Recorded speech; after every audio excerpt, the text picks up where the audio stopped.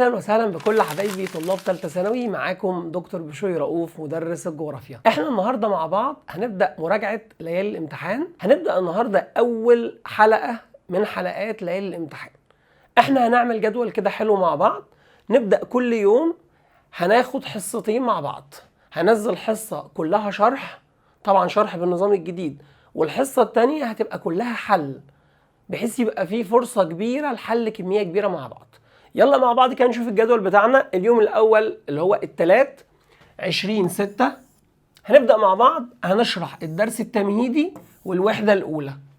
دي هتبقى الحصة الأولى، هتنزل الشرح وبعدها على طول هينزل حل. يوم الأربعاء إن شاء الله هناخد مع بعض الوحدة الثانية في الجغرافيا. اليوم الثالث اللي هو هيبقى يوم الخميس هناخد مع بعض الوحدة الثالثة والوحدة الرابعة، وبكده هنكون خلصنا منهج الجغرافيا شرح وحل تدريبات على كل وحدة. هنيجي بقى مع بعض يوم الجمعة ويوم السبت هننزل يوم الجمعة حلقة واحدة ويوم السبت حلقة واحدة. هتبقى الحلقة كلها عبارة عن حل تدريبات، هنحل امتحانات شاملة، هنشوف أهم التوقعات وأهم النقط اللي بتيجي في الامتحانات مع بعض.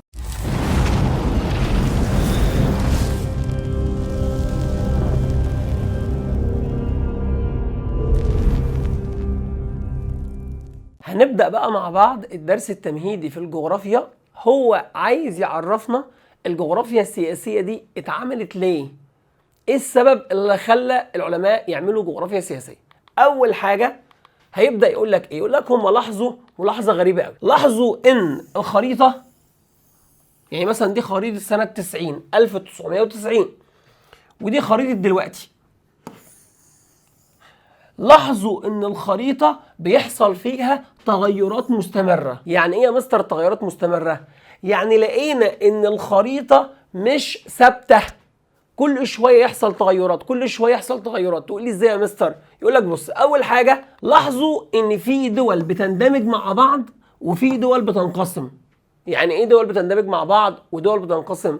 قال لك بص، يعني مثلا اليمن دلوقتي اسمها دولة اليمن، زمان كان اسمها اليمن الشمالي واليمن الجنوبي، يعني كانوا دولتين، لكن دلوقتي بقوا دولة واحدة. إذا حصل إيه؟ حصل اندماج، صح كده؟ تاني حاجة السودان كانت دولة واحدة، دلوقتي بقى السودان وجنوب السودان بقوا كام دولة؟ دولتين. يبقى إذا أول حاجة نعرفها إن في تغيرات بشكل مستمر في الخريطة، في دول بتندمج مع بعضها وفي دول بتنقسم. طبعا ده يؤدي الى ايه؟ ان اليمن الشمالي واليمن الجنوبي الاثنين بقوا دوله واحده، اذا في دوله اختفت.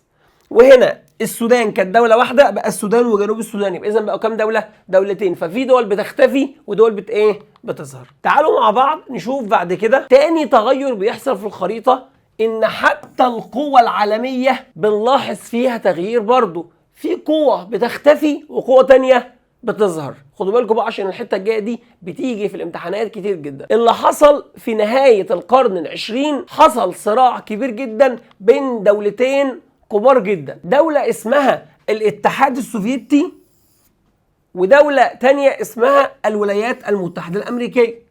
لما الاثنين بدأوا يتصارعوا مع بعض بقوة، قدر الولايات المتحدة الأمريكية إن هو يوقع الاتحاد السوفيتي. فالاتحاد السوفيتي اللي هو القوة الكبيرة سقط، وظهرت قوة كبيرة جدا اسمها ايه؟ الولايات المتحدة الأمريكية. إذا الخريطة بيحصل فيها تغير، دول بتختفي ودول بتظهر، قوة بتختفي وقوة بتظهر. ده حتى العلاقات الدولية تلاقي في علاقات بتتكون، يعني دولة تعمل علاقات مع دول أخرى وممكن بعد شوية تلاقي العلاقات دي باظت، فيقول لك إن في علاقات بيحصل لها بتتمزق. ونتيجة لكل التغيرات دي قالوا نعمل علم اسمه الجغرافيا السياسية عشان يتابع التغير اللي بيحصل في الخريطة ويقول لنا أسباب التغيرات دي. وبالتالي مع كل التغيرات دي عمل العلماء علم اسمه الجغرافيا السياسية.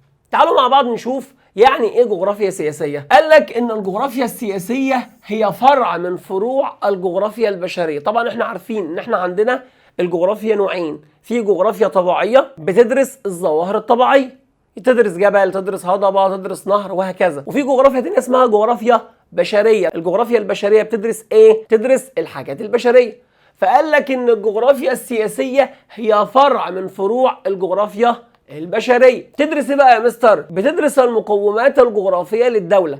يعني بتمسك الدوله تدرس كل حاجه فيها، سواء كانت الحاجه دي حاجه طبيعيه او حاجه بشريه. كل حاجه طبيعيه تدرس الانهار والجبال والهضاب والسهول وكل حاجه طبيعيه موجوده في الدوله. كمان بتدرس الحاجات البشريه، يعني السكان بيشتغلوا في ايه، مستوى تعليمهم وهكذا. فالجغرافيا السياسيه هي فرع من فروع الجغرافيا البشريه. تدرس ايه بقى يا مستر؟ تدرس المقومات الجغرافيه الطبيعيه والبشريه جوه الدوله. وكمان بتدرس ايه؟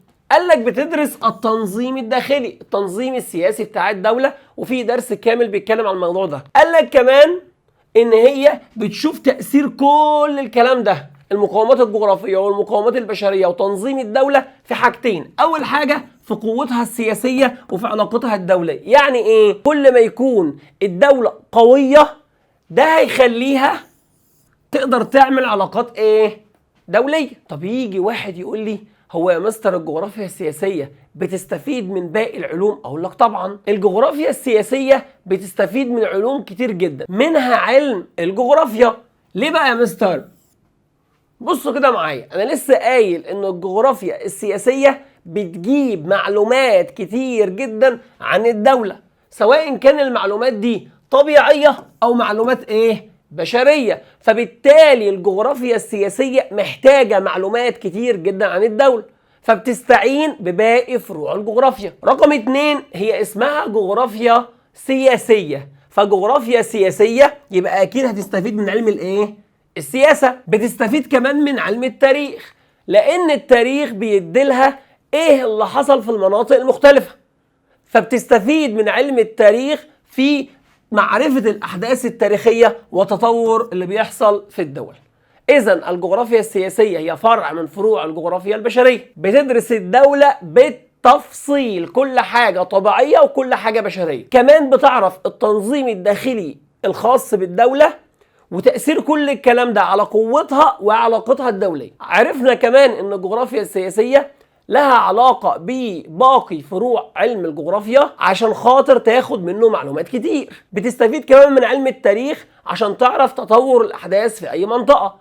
ثالث حاجة بتستفيد من علوم السياسية في دراسة الظواهر السياسية. تعالوا بقى مع بعض نشوف مين اللي قدر يطور الجغرافيا السياسية. في كتير جدا من العلماء قدروا يطوروا الجغرافيا السياسية، بس أنا عايزكم بقى تركزوا جدا معايا في الجزء ده. ليه بقى؟ لأن الجزء ده غالبا بيجيب معلومة ويسألك يقولك هو مين من العلماء اللي المقولة دي بتتفق معاه أو بتختلف معاه. فأنت لازم تكون عارف كل عالم عمل إيه والسؤال بيجي إزاي. تعالوا مع بعض نشوف أول عالم عندنا اسمه أرسطو.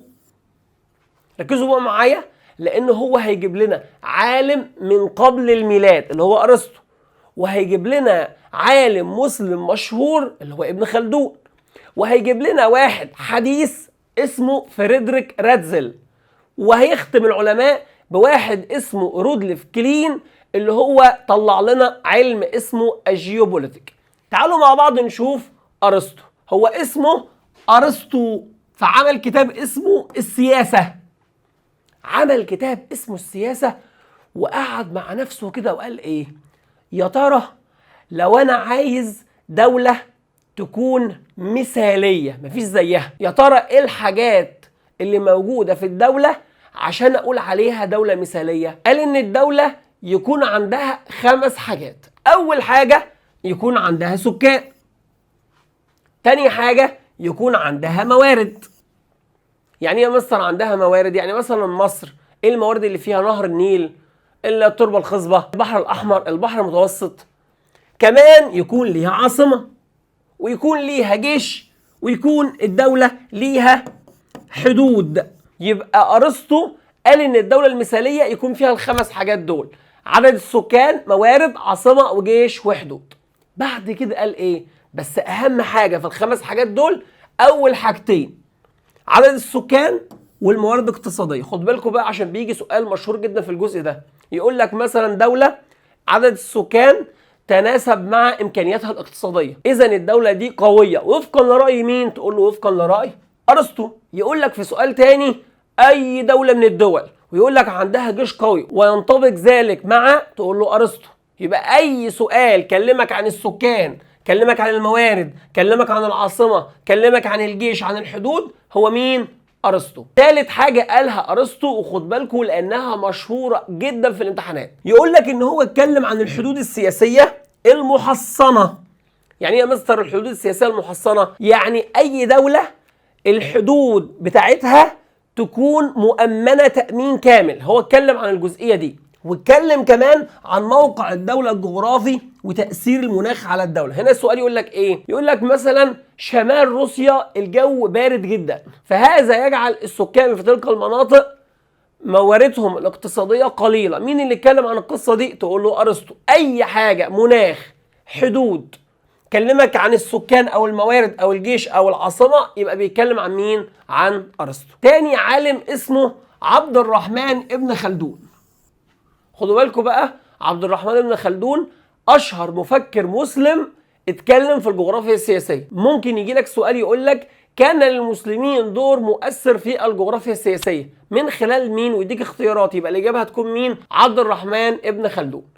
تعالوا نشوف مع بعض عبد الرحمن ابن خلدون اتكلم عن ايه. الاول عبد الرحمن ابن خلدون عمل مقدمه اسمها مقدمه التاريخ. في مقدمه التاريخ بدأ يتكلم عن ظاهرتين مشهورين جدا في العصر اللي كان عايش فيه، حاجة اسمها القبيلة وحاجة تانية اسمها المدينة. يعني المنطقة العربية في تلك الفترة كانت عبارة عن يا إما مناطق قبلية عبارة عن قبائل، يا إما مناطق شبه مصر كده كان عبارة عن مدن. فهو اتكلم عن القبيلة واتكلم عن المدينة. وعبد الرحمن ابن خلدون اتكلم كمان عن حاجة اسمها دورة حياة الدولة. يعني ايه يا مستر دورة حياة الدولة؟ قال ان اي دولة لازم تمر باربع مراحل. الاول يحصل حاجة اسمها النشأة. يعني ايه يا مستر النشأة؟ يعني الدولة تظهر، بعد كده تثبت شوية على الوضع اللي هي فيه، بعد كده يحصل لها حاجة اسمها نضوج، يحصل لها حاجة اسمها طفرة، تقدم، حاجة تبقى حاجة كبيرة جدا، بعد كده الدولة يحصل لها اضمحلال. يعني مثلا لو احنا بنتكلم عن الامبراطوريه الرومانيه ظهرت مدينه روما، يبقى كده بنتكلم عن النشأة. استمرت فتره مدينه روما تحافظ على قوتها، ده اسمه الثبات. بعد كده اصبحت الامبراطوريه الرومانيه العظيمه، ده اسمه النضوج. وانهارت الامبراطوريه الرومانيه، ده نسميه الاضمحلال. اذا عبد الرحمن بن خلدون عمل كتاب اسمه مقدمه التاريخ، ركز على اهم ظاهرتين هم القبيلة والمدينة، وضع الإطار العام اللي احنا بنسميه دورة حياة الدولة اللي هي نشأة، ثبات، نضج، اضمحلال. اتكلم كمان عن العوامل اللي تخلي الدولة تقوم أو تنهض والعوامل اللي تخلي الدولة تسقط. ممكن سؤال في الامتحان يقول لك سقطت الدولة الأشورية نتيجة عنف الحكام، من العلماء الجغرافيا تكلم عن ذلك؟ تقول له عبد الرحمن بن خلدون، لأنه اتكلم عن سقوط الايه؟ سقوط الدولة. ثالث عالم اسمه فريدريك راتزل. ده بقى عالم ألماني شهير، وضع كتاب وسماه الجغرافيا السياسية. خدوا بالكم بقى، لأن فريدريك راتزل اتكلم شبه عبد الرحمن ابن خلدون في الجزئية اللي جاية دي. قال إن الدولة شبه الكائن الحي. الكائن الحي بيتولد، بيحصل له حاجة اسمها ميلاد، بعد كده بيحصل له بيكبر، حاجة اسمها نمو، بعد كده الشخص بيحصل له بيموت، حاجة اسمها وفاة. يبقى فريدريك راتزل قال ان الدولة شبه الكائن الحي، بتمر بميلاد ثم نمو ثم وفاة. قال كمان ان الخريطة السياسية للعالم، يعني مثلا الحدود اللي موجودة بين الدول وبعضها، ايه اللي خلاها بشكلها الحالي؟ قال ان كان في صراع وحروب زمان، الصراع والحروب دي نتج عنها الحدود اللي احنا شايفينها. فقال ان الخريطة السياسية للعالم تشكلت نتيجة الصراع بين الدول. ده فريدريك راتزل. يبقى اول حاجة هو اللي عمل كتاب الجغرافيا السياسية، اتكلم ان الدولة كائن حي. ثالث حاجة اتكلم عن ان الخريطة الحالية اتشكلت واترسمت نتيجة قبل كده صراع بين الدول، فأصبح الشكل الحالي للخريطة. آخر عالم اسمه رودليف كلين، عالم سويدي لأول مرة يظهر على يده مصطلح جديد اسمه الجيوبوليتيك. ايه بقى يا مستر الجيوبوليتيك؟ الجيوبوليتيك بيدرس تأثير العوامل الجغرافية والعوامل الاقتصادية والعوامل البشرية في سياسة الدولة الخارجية. يعني ايه يا مستر الكلام ده؟ يعني بيشوف اي دولة ليها سياسة خارجية، فهو بيقول ان السياسة الخارجية للدولة حسب العوامل الجغرافية وحسب العوامل الاقتصادية وحسب العوامل البشرية. يعني لو الدولة عندها عوامل اقتصادية قوية وعندها عوامل بشرية قوية وعندها عوامل جغرافية قوية هيبقى ليها علاقات قوية. ولو الدولة عندها الحاجات دي ضعيفة ده هيخلي الدولة هي كمان ضعيفة وسياستها الخارجية هتتغير. وبعد كده قال حاجة في غاية الأهمية، قال إن الدولة بتطور القوة السياسية بتاعتها عشان حاجتين. خدوا بالكم من الحتة الجاية عشان حتة مهمة جدا. قال إن الدولة القوية بتعمل حاجتين. أول حاجة خارجيا، قال إن الدولة القوية مفروض إن هي تحصل على حدود جديدة، يعني تتوسع على حساب الدول المجاورة. يعني قال إن الدولة القوية مفروض تحارب الدول اللي جنبها وتاخد أملاكهم. طبعا هنا الهدف بتاع الجيوبوليتيك الخارجي هدف استعماري، هدف توسعي، هدف سلبي. لكن الهدف الداخلي قال إن الدولة تحقق الوحدة والانسجام بين شعبها. يعني يا مستر، يعني الدولة القوية تخلي الشعب كله يندمج مع بعضه ويخلي الشعب كله يتوحد مع بعضه، وده هدف ممتاز. إذن الجيوبوليتيك الهدف الداخلي هدف كويس جدا، الهدف الخارجي هدف وحش جدا لأنه بيقوم على عملية احتلال واستنزاف ثروات الدول المجاورة. تعالوا بقى مع بعض نشوف الجغرافيا السياسية والجيوبوليتيك. قال لك إن الجغرافيا السياسية والجيوبوليتيك اعتقد الناس إن الاتنين علم واحد في الفترة من قبل الحرب العالمية الأولى لغاية بعد الحرب العالمية الثانية. اعتقدوا إن الجغرافيا السياسية والجيوبوليتيك الاتنين حاجة واحدة. فيقول لك إيه؟ اعتقد البعض إنهما علما واحدا، وظهر ذلك إن ألمانيا أخذت أفكار العالم راتزل في الجغرافيا السياسية، إن هو قال إن الدولة كائن حي، فالكائن الحي بيحصل له عملية نمو. فألمانيا قالت إيه؟ قالت إن الدولة لازم تكبر هي كمان، لازم تتوسع، لازم تاخد أملاك الدول اللي جنبها. فبدأت ألمانيا في العديد من الحروب وبدأت باستعمار الدول المجاورة. فلما الناس قالوا لها ليه ألمانيا كده؟ قالت لهم ده حاجة طبيعية، الدولة كائن حي وفقا لأفكار مين؟ راتزل. إذن ألمانيا أخذت أفكاره بصورة خطأ وقامت بالاستعمار الخارجي. فيجي واحد يقول لي يعني الجغرافيا السياسية والجيوبوليتيك الاتنين مش حاجة واحدة؟ أقول له خالص، ده علم وده علم تاني خالص. الجغرافيا السياسية والجيوبوليتيك في فرق بينهم كبير جدا. أول حاجة إن الجغرافيا السياسية بتدرس الكيان القائم كما هو فعلا. يعني لو أنا بدرس مصر هدرس مصر زي الوضع اللي احنا شايفينه دلوقتي بالظبط. ادرس ان فيها نهر النيل والصحراء الشرقيه والصحراء الغربيه وسيناء والبحر الاحمر والبحر المتوسط، الوضع كما هو بالفعل. لكن الجيوبوليتيك لا، الجيوبوليتيك بيرسم تصور، يقعد كده مع نفسه يقول مفروض مصر دي تاخد كمان السودان، تاخد كمان ليبيا، تاخد كمان تونس. فبيرسم تصور للي مفروض الدوله تاخده. فيقول لك في المنهج ايه؟ ترسم تصور لما يجب ان تكون عليه الدوله ومطالبها في السياسة الخارجية، وكل ما الدولة تاخد دولة جنبها تفكر تاخد دولة كمان بعدها. إذن الجغرافيا السياسية بتدرس الوضع ككيان استاتيكي، حاجة ثابتة. لكن الجيوبوليتيك لا، بينظر للدولة كأنها كائن حي، كل شوية تنمو، كل شوية تتوسع. إذن الجغرافيا السياسية حاجة استاتيكية، حاجة ثابتة، لكن الجيوبوليتيك بينظر للدولة كأنها كائن حي مش ثابتة. الجغرافيا السياسية بيدرس الوضع زي ما هو، لكن الجيوبوليتيك بيرسم تصور لما يجب أن تكون عليه الدولة. مجالات الجغرافيا السياسية. الأول الجغرافيا السياسية كانت بتدرس 3 حاجات بس. أول حاجة بتدرسها الدولة، تاني حاجة بتدرسها العلاقات الدولية، تالت حاجة بتدرسها المشكلات السياسية. يعني تمسك دولة شبه مصر تدرسها، تشوف ايه علاقتها الدولية وايه مشاكلها السياسية. بس مع التطور اللي حصل خاصة امتى بقى؟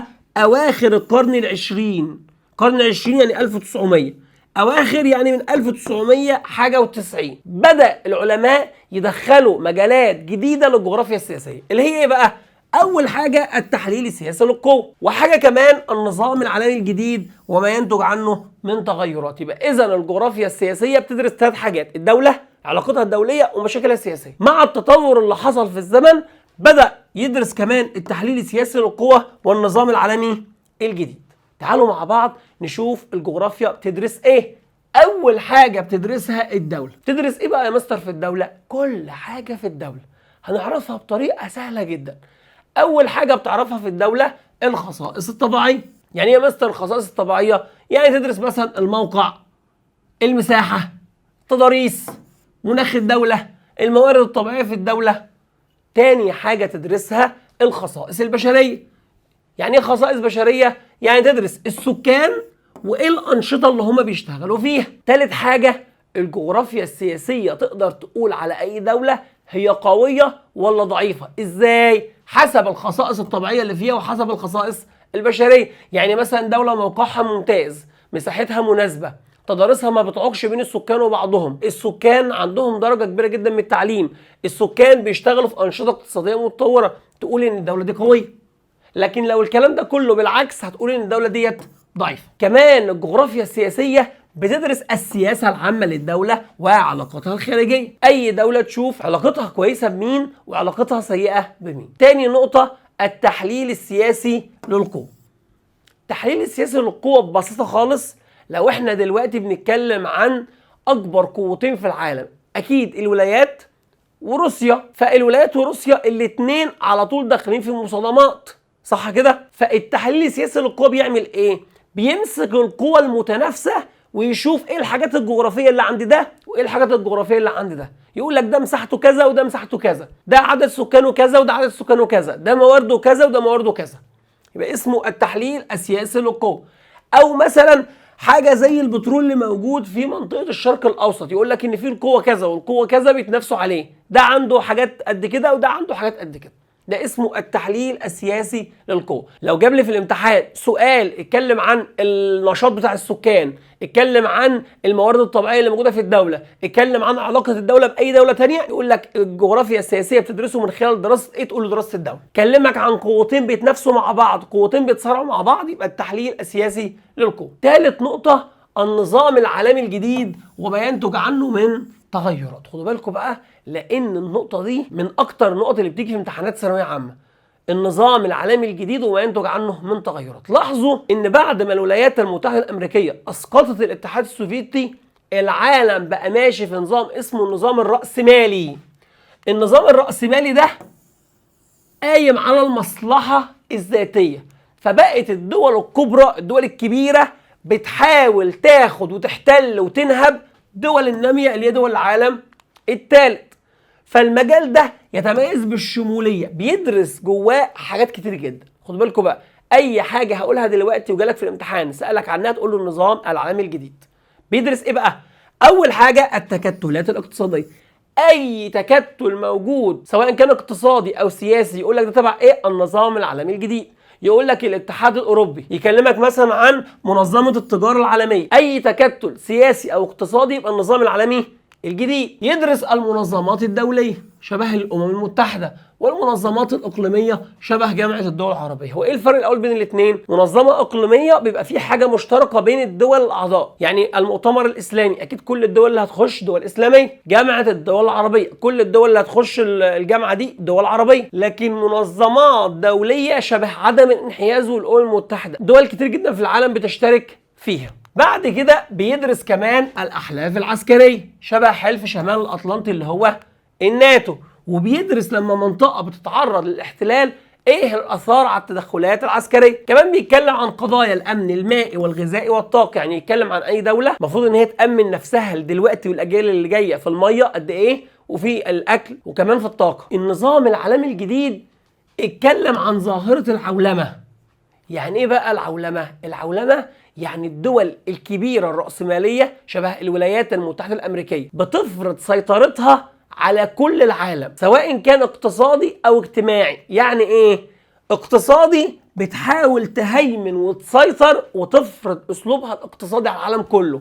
شبه دلوقتي ما احنا شايفين مثلا ان الدولار ليه مكانه كبيره جدا اقتصاديا، وكمان اجتماعيا بتحاول تذوب الفوارق الاجتماعيه بين دول العالم، وبتحاول تفرض عاداتها وتقاليدها على العالم. ده اسمه العولمه. عشان كده النظام العالمي الجديد ده مهم جدا. شوف بقى، يقول لك اي سؤال، يجيب لك اي تكتل، اي حلف، يكلمك مثلا عن اي دولة احتلت دولة تانية، يكلمك عن ان دولة حاولت تحافظ على امنها المائي، امنها من الطاقة، امنها من الغذاء. ده اسمه النظام العالمي الجديد. تعالوا بقى مع بعض نختم الدرس التمهيدي بحاجتين مهمين جدا. اول حاجة اسمها اهداف الجغرافيا السياسية. يعني الجغرافيا السياسية دي معمولة ليه؟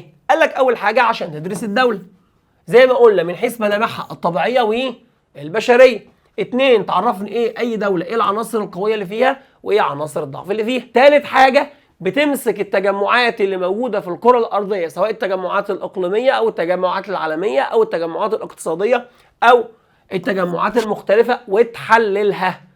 كمان بتعرفني ايه المشاكل السياسية اللي موجودة في العالم وبتقترح حلول ليها. انا عايز اقول لكم ان الجغرافيا السياسية كان ليها دور بعد الحرب العالمية الأولى، ان هي ترسم الحدود في اوروبا. يعني لقيت ان قاره اوروبا بعد الحرب الحدود كلها دخلت في بعضها، فجاء علماء الجغرافيا السياسيه بداوا يرسموا الحدود بين الدول وايه بعضها. كمان الجغرافيا السياسيه ساعدت مصر ان هي تاخد طابه عن طريق ان هي قدمت مستندات وخرائط ساعدت محكمه العدل الدوليه ان هي تحكم لمصر بحقنا في مدينه طابه. اخر هدف للجغرافيا السياسيه، احيانا بناخد قرارات سياسيه بيبقى ليها علاقه بالجغرافيا او ليها علاقه بالمنطقه الجغرافيه. مثلا حبينا نعمل معاهده بيننا وبين دوله جنبنا، فبتيجي السلطه داخل الدوله بتجيب المعلومات الجغرافيه من الجغرافيا السياسيه فتاخد قرار صحيح. يختم بقى الدرس التمهيدي بالتقنيات الحديثه. الجغرافيا السياسيه زي باقي العلوم استفادت من التقنيات الحديثه. اول حاجه الاستشعار من بعد. يعني ايه استشعار من بعد؟ يعني يجيب معلومات كتيره عن المناطق الجغرافية عن طريق استخدام حاجتين مهمين جدا. أول حاجة التصوير الجوي والتصوير الفضائي وأجهزة الGPS اللي هو تحديد المواقع. أول حاجة الاستشعار من بعد بيديلنا معلومات كتيرة جدا وغزيرة عن طريق استخدام التقدم اللي هو الأقمار الصناعية. بيديني بقى معلومات عن إيه؟ أول حاجة عن الحدود السياسية. بيجي القمر الصناعي في المنطقة اللي فيها حدود بين دولة ودولة ويبدأ يصورها، فبقى عندك مرئية حديثة عن الحدود. حاجة كمان الممرات الملاحية، مثلا حاجة شبه قناة السويس، حاجة شبه مضيق هرمز، مضيق جبل طارق، يبدأ يصور المناطق دي، يبقى عندك مرئية عن المناطق الممرات أو المياه الإقليمية اللي هي تملك فيها الحق في الحصول على الثروة السمكية ودي ملك لدولتك، فبالتالي هو بيعمل إيه؟ بيصورها. كمان حاجة مناطق النزاع بين الدول، يعني دولة ودولة في بينهم نزاع في منطقة، بيقدر عن طريق الأقمار الصناعية وعن طريق المرئيات الفضائية إن هو يصور تلك المناطق ويدي لنا معلومات غزيرة عن تلك المناطق. يبقى لو جالي في الامتحان حب يعرف حاجة عن حدود دولتك، عن المياه الإقليمية، عن الممرات، عن مناطق النزاعات، انت تفكر كده وتلاقي ان السؤال صيغته جايه ان هو بيصور بقمر صناعي او يصور بطياره او بيستخدم اجهزه الGPS، يبقى الاجابه هتكون الاستشعار من بعد. تاني حاجه اسمها تطور وسائل الاتصالات السلكيه واللاسلكيه. باختصار خالص هو بيقول ان العالم كله بقى اسمه القريه الكونيه، يعني الكون كله بقى شبه قريه صغيره نتيجه السرعه الفائقه في تداول المعلومات بين الدول. ده انت دلوقتي عن طريق الموبايل بتشوف حاجات بتحصل في امريكا وفي روسيا وفي المانيا وفي اي بلد في ثانيه.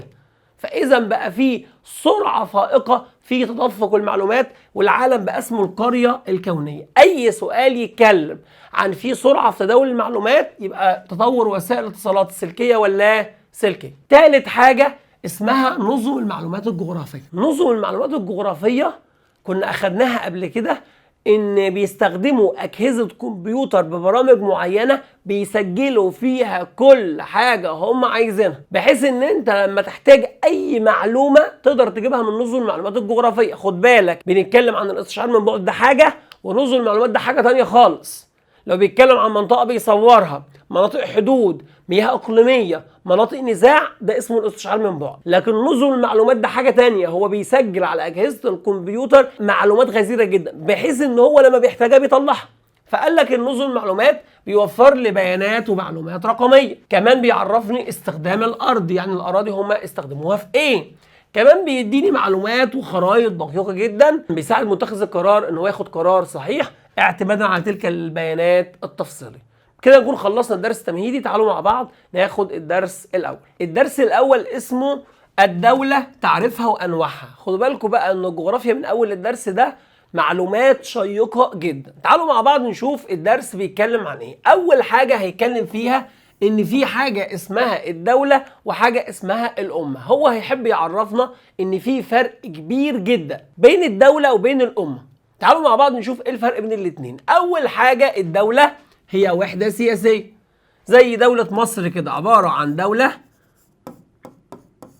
وحدة منطقة سياسية فيها سكان دائمين. يعني أكيد السكان في أي دولة في الدنيا بيعيشوا في الدولة بشكل مستمر، مش بيعيشوا شوية ويمشوا ويسيبوا البلد ويرجعوا. لا، مفيش حاجة اسمها كده. أي دولة فيها سكان دائمين، وأي دولة موجودة في الأرض بيحكمها سلطة عليا اللي هي الحكومة، بتدير كل الشؤون الداخلية وكل الشؤون الخارجية. حاجة طبيعية جدا إن الدولة عبارة عن منطقة فيها ناس عايشين على طول، الناس دول بيحكمهم سلطة بتدير شؤونها الداخلية وبتدير كمان شؤونها الخارجية. لكن بقى الأمة لا، الأمة يعني مجموعة من البشر، المجموعة دول كلهم غالبا أصلهم واحد، مجموعة ناس كلهم الأصل بتاعهم واحد، عايشين على منطقة من الأرض لفترة زمنية طويلة. خد بالك إن ده عايش في منطقة من الأرض وده عايش في منطقة من الأرض، يعني الاتنين عايشين في منطقة معينة من الأرض، يبقى ده التشابه. لكن الاختلاف بقى في إيه؟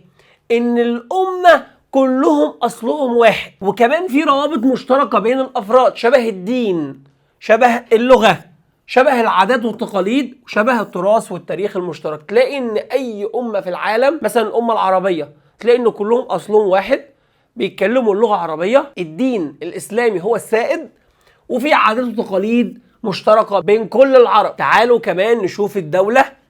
قالوا إن لازم في شروط ضرورية تكون موجودة عشان خاطر يبقى في حاجة اسمها دولة: الأرض والشعب والسلطة الحاكمة. الكلام ده من خلال اللي احنا قلنا يبقى أي دولة لازم يكون فيها أرض، ولازم يكون فيها شعب، ولازم يكون فيها سلطة حاكمة. بالنسبة للأمة، قد توجد الأمة في عدة دول مثل الأمة العربية، يعني الأمة العربية اللي هي دولة مصر والسودان وليبيا وتونس والجزائر والمغرب وموريتانيا وهكذا، الدول العربية كلها على بعضها. وممكن تكون الأمة داخل دولة واحدة بس، شبه الأمة البولندية، الأمة الصينية، الأمة اليابانية. يبقى اليابان أمة اسمها الأمة اليابانية، دي عبارة عن دولة واحدة. الصين الأمة الصينية عبارة عن دولة واحدة. أو الأمة العربية مجموعة من الدول. من خلال بقى الكلام اللي احنا قلناه نلاحظ ان الدولة والأمة في بينهم حاجات متشابهة. ايه بقى الشبه؟ ان الاتنين محتاجين شعب ومساحة معينة يكونوا موجودين فيها. طب ايه بقى الاختلاف؟ الدولة لازم يكون فيها حكومة، الأمة مش شرط. الأمة العربية ملهاش حاكم لكل المنطقة العربية، لكن أي دولة في الدنيا لازم يكون لها حكومة. الدولة ممكن تتعدد اللغات داخل الدولة الواحدة. انتوا عارفين ان دولة سويسرا بتتكلم 4 لغات رسمية، يعني 4 لغات الدولة معترفة بيها، شبه اللغة الإيطالية، اللغة الألمانية، اللغة الفرنسية، اللغة الرومانشية. لكن الأمة لا، الأمة لازم يكون العادات والتقاليد مشتركة واللغة مشتركة، شبه الأمة العربية، اسمها الأمة العربية بتتكلم لغة عربية. الأمة الصينية بتتكلم اللغة الصينية. إذن الأمة لازم يكون لها لغة واحدة وعادات وتقاليد مشترك. تعالوا بقى مع بعض نشوف أنواع الدول. أي دولة موجودة في العالم بتبقى يا إما دولة وحدوية أو مركزية، يا إما دولة اتحادية مركبة. الدولة الاتحادية المركبة دي عبارة عن نوعين من الدول، يا إما فيدرالية يا إما كونفدرالية. يبقى دول العالم كلها يا إما وحدوية يا إما حاجة من اتنين، فيدرالية أو كونفدرالية. ركزوا بقى عشان الجزء اللي جاي ده لازم يجي سؤال منه في الامتحان. هيجيب لك دولة يتكلم عنها ويقول لك يا ترى الدولة دي وحدوية ولا فيدرالية ولا كونفدرالية. ركزوا بقى، الموضوع سهل جدا. اصلا كل دولة من الثلاثة لو فهمتها كويس عمرك ما تختار اختيار غلط. ليه؟ لان كل دولة عبارة عن سمات وخصائص غير التانية خالص. طب تعالوا مع بعض كده نشوف الدولة الوحدوية المركزية. هي اسمها دولة ايه؟ وحدوية، يعني حاجة واحدة، دولة يوجد فيها مجلس نيابي واحد وحكومة واحدة. يعني الدولة فيها مجلس نواب واحد وفيها حكومة واحدة. الحكومة دي بتدير كل حاجة في الدولة، شبه مصر بلدنا كده، كل الولايات وكل الأقاليم وكل المحافظات وكل المجالس البلدية داخل الدولة بتاخد قراراتها من الحكومة. إذا الدولة اسمها دولة وحدوية، فيها مجلس نيابي واحد وحكومة واحدة بتدير كل حاجة داخل الدولة. ركزوا معايا في الحتة الجاية دي. قال لك إن كل المستويات الإدارية، كل الناس اللي شغالة في الحاجات دي بتاخد قراراتها من الحكومة. كلام جميل. خصائص الدولة الوحدوية، خدوا بالكم انتوا حاسين دي حاجة بديهية، حاجة طبيعية، لكن مش العالم كله ماشي كده. في دول لو انت قلت لها النظام ده تستغربوا جدا، لكن احنا عندنا في مصر دولة وحدوية. طب الدولة عشان خاطر تبقى وحدوية مفروض يكون فيها ايه؟ قال لك بصوا معايا، اول حاجة تجانس السكان، يعني السكان يكونوا متجانسين مع بعض من الناحيه العرقيه والدينيه والثقافيه، تحس ان الثقافه متقاربه، العادات والتقاليد متقاربه، الدين متقارب، الناحيه العرقيه متقاربه. رقم 2 قال لك ان الدوله الوحدويه بتبقى عباره مدينه بنسميها القلب او النواه، بدات تنمو حولها الدوله لغايه ما بقت دوله كبيره جدا وكانت النواه هي العاصمه. يبقى الدولة الوحدوية أول حاجة السكان متجانسين. رقم 2 كانت عبارة عن مدينة نواة اللي هي العاصمة اللي فيها أغلب الأنشطة وبدأت الدولة تقوم حواليها. ثالث نقطة قال لك إن معظمها ليست كبيرة المساحة، أغلب الدول الوحدوية مساحتها صغيرة. بس خد بالك ممكن دولة تكون عبارة عن نواة وقامت حواليها الدولة بس الدولة مساحتها كبيرة مش صغيرة، اقول لك مفيش مشكلة، دي نسميها دولة وحدوية بس كبيرة المساحة شبه الصين كده. يبقى الدولة الوحدوية اول حاجة يكون فيها نواة، تاني حاجة يكون فيها تجانس سكاني، رقم 3 تكون صغيرة، رقم 4 ما يكونش الدولة في عوائق بتمنع ان الدولة تتصل ببعضها، مثلا يكون في جبل او يكون في صحراء او يكون في غابة تمنع منطقة ان هي تتصل بالمنطقة التانية. تقول لي يا مستر يعني ممكن دولة تكون وحدوية فيها كل الصفات دي بس النقطة دي مش موجودة فيها؟ اقول لك شبه اليابان كده، اليابان فيها كل الصفات بس النقطة دي مش موجودة لان اليابان عبارة عن جزر. فنقول على اليابان ايه؟ ان هي دولة وحدوية وكل حاجة بس مجزأة لانها عبارة عن ايه؟ جزر. تتسم بالكثافة السكانية المرتفعة، يعني زحمة فيها سكان متركزين كتير. هل في دولة فيها كل الحاجات دي؟ اقول لك بنسميه النموذج المثالي اللي هو فرنسا. بصوا المنظر، دولة وحدوية اهي، مفيش اي عوائق بين منطقة ومنطقة اخرى، الكثافة السكانية مرتفعة، كانت عبارة عن مدينة وظهرت حولها الدولة، فكل حاجة موجودة في فرنسا فاصبحت دولة وحدوية مثالية. يبقى الدولة الوحدوية باختصار ممكن تكتب عندك هي عبارة عن حاجة واحدة، حكومة واحدة، مجلس نيابي واحد، وافتكرها ان هي دولة صغيرة وزحمة ومفيش عوائق بين المناطق وبعضها، وقلنا ان هي في تجانس بين السكان. تعالوا بقى مع بعض نشوف الدولة الفيدرالية. الاول يعني ايه دولة فيدرالية؟ بصوا ببساطة خالص، تخيلوا كده ان دولة عبارة عن ولايات او محافظات، كل ولاية مستقلة تماما عن الولاية التانية باستثناء حاجتين لازم يكونوا موجودين في الدولة كلها.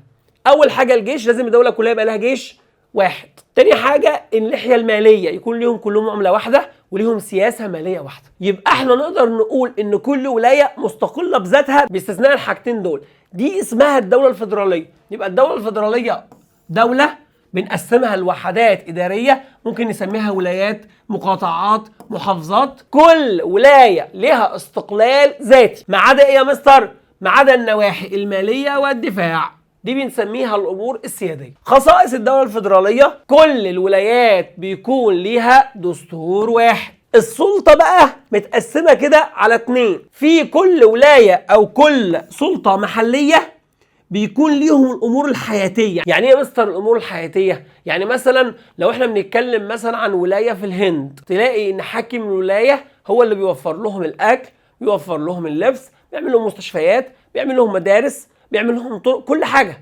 باستثناء حاجتين: الجيش. كل الولايات بيشتركوا في جيش واحد اسمه الجيش الهندي. بالنسبة للأمور المالية، طبع الأموال، الأمور المالية، كل حاجة دي بتبقى خاصة بمين؟ بالسلطة المركزية. إذا السلطة المحلية خاصة بالأمور الحياتية، بينما السلطة المركزية خاصة بالأمور السيادية. يعني إيه الأمور السيادية؟ يعني السياسة الخارجية. الدولة كلها بيبقى لها سياسة خارجية واحدة، الدولة كلها ليها دفاع خارجي وامن داخلي ولها اقتصاد واحد. مين اللي بيديرها؟ الحكومه المركزيه. يبقى النظام الفيدرالي الدوله بتبقى متقسمه ايه؟ سلطتين: سلطه محليه اللي هي حكام المناطق الاقليميه بيبقى لهم امور حياتيه، لكن السلطه المركزيه الاموال والناحيه الامنيه. تعالوا مع بعض نشوف بعد كده برضو من سمات الدوله الفيدراليه ان يبقى في توازن بين السلطه المركزيه والسلطه المحليه. طبعا الشعب بيشارك في السلطه المركزيه، اكيد مش هيجيبوا الناس من بره البلد عشان خاطر يعملوا له حكومه، مفيش حاجه اسمها كده. رقم 3: لا يمكن ان تتحول الى اتحاد كونفدرالي. هنعرف دلوقتي يعني ايه اتحاد كونفدرالي. بس الدوله الفيدراليه الدوله نفسها متقسمه لحتت، متقسمه لولايات، فصعب ان هي تتحد بغيرها بالمنظر ده. فلا يمكن ان تتحول الدوله من فيدرالي الى كونفدرالي. مثال للدوله الفيدراليه: اول دوله استراليا، استراليا ماشيه بالنظام ده، نظام الفيدرالي. تاني دوله الهند، تالت دوله البرازيل، رابع دوله الايه؟ الولايات. يبقى عندنا امثله للدول الفيدراليه: استراليا، الهند، البرازيل، الولايات. تعالوا بقى مع بعض نشوف الدوله الكونفدراليه. اول ما تسمع كلمه كونفدرالي افتكر الاتحاد الاوروبي. اكتر من دولة بيتحدوا مع بعض، اكتر من دولة بيندمجوا مع بعض في اتحاد يطلق عليه الاتحاد الكونفدرالي. يقول لك مثلا الاتحاد السوفيتي، يقول لك الاتحاد الاوروبي. ادام اتحاد يبقى اتحاد كونفدرالي. يبقى خدوا بالكم، اما اتكلمنا عن الدولة الوحدوية دولة واحدة لها حكومة وليها مجلس نيابي وهكذا. اتكلمنا عن الدولة الفيدرالية الدولة قسمناها لولايات ومقاطعات وكده. لكن الدولة الكونفدرالية الدولة بتندمج بغيرها من الدول. فالاتحاد الكونفدرالي هو انضمام دولتين او اكثر في اتحاد بتنظموا معاهده لتحقيق غايات مشتركه. يعني دوله مثلا شبه فرنسا، دوله شبه المانيا، دوله شبه ايطاليا، الدول دي حست ان هي لو اندمجت مع بعضها اقتصاديا هيبقوا حاجه كبيره، فكل واحد من مصلحته ان هو يندمج مع التاني، فكلهم عملوا حاجه اسمها الاتحاد الكونفدرالي. وكل دوله بما انها دخلت الاتحاد فبتدي بعض صلاحياتها لسلطه عشان تدير الاتحاد. خد بالك بقى من حاجه مهمه: مش معنى ان دوله مثلا شبه فرنسا دخلت الاتحاد الاوروبي ان ما بقاش ليها شخصيه خالص. لا، مفيش كده. دوله فرنسا دخلت الاتحاد الاوروبي لكن ليها شخصيه مستقله. يقول لك مثلا من خصائص الاتحاد الكونفدرالي ان كل دوله في الاتحاد الكونفدرالي ليها دستورها. يعني فرنسا لها دستور خاص بيها، المانيا لها دستور خاص بيها. فرنسا ليها علم خاص بيها، المانيا ليها علم خاص بيها. كل واحد له دستوره، كل واحد ليه علمه، كل واحد ليه حق التمثيل الدبلوماسي. فرنسا لها وزير خارجيه، وايطاليا لها وزير خارجيه تاني، والمانيا لها وزير خارجيه خاص بيها. مش كلهم ليهم وزير خارجيه واحد. كل دوله لها عمله نقديه خاصه بيها. فرنسا لها عملتها الخاصه بيها، وايطاليا لها عملتها الخاصه بيها، والمانيا لها عملتها الخاصه بيها. وممكن الاتحاد كله يعمل عمله شبه الاتحاد الاوروبي عمل عمله اسمها اليورو. اوكي؟ فبالتالي كل دوله دخلت الاتحاد الاوروبي مش مسخنه شخصيتها، لا، كل دوله ليها شخصيتها العاديه خالص، لها وزير خارجيتها وعلمها ودستورها وكل حاجه. لكن الحكومات اللي بتدخل الاتحاد الكونفدرالي بيبقى ليها وظائف سياديه. اوكي؟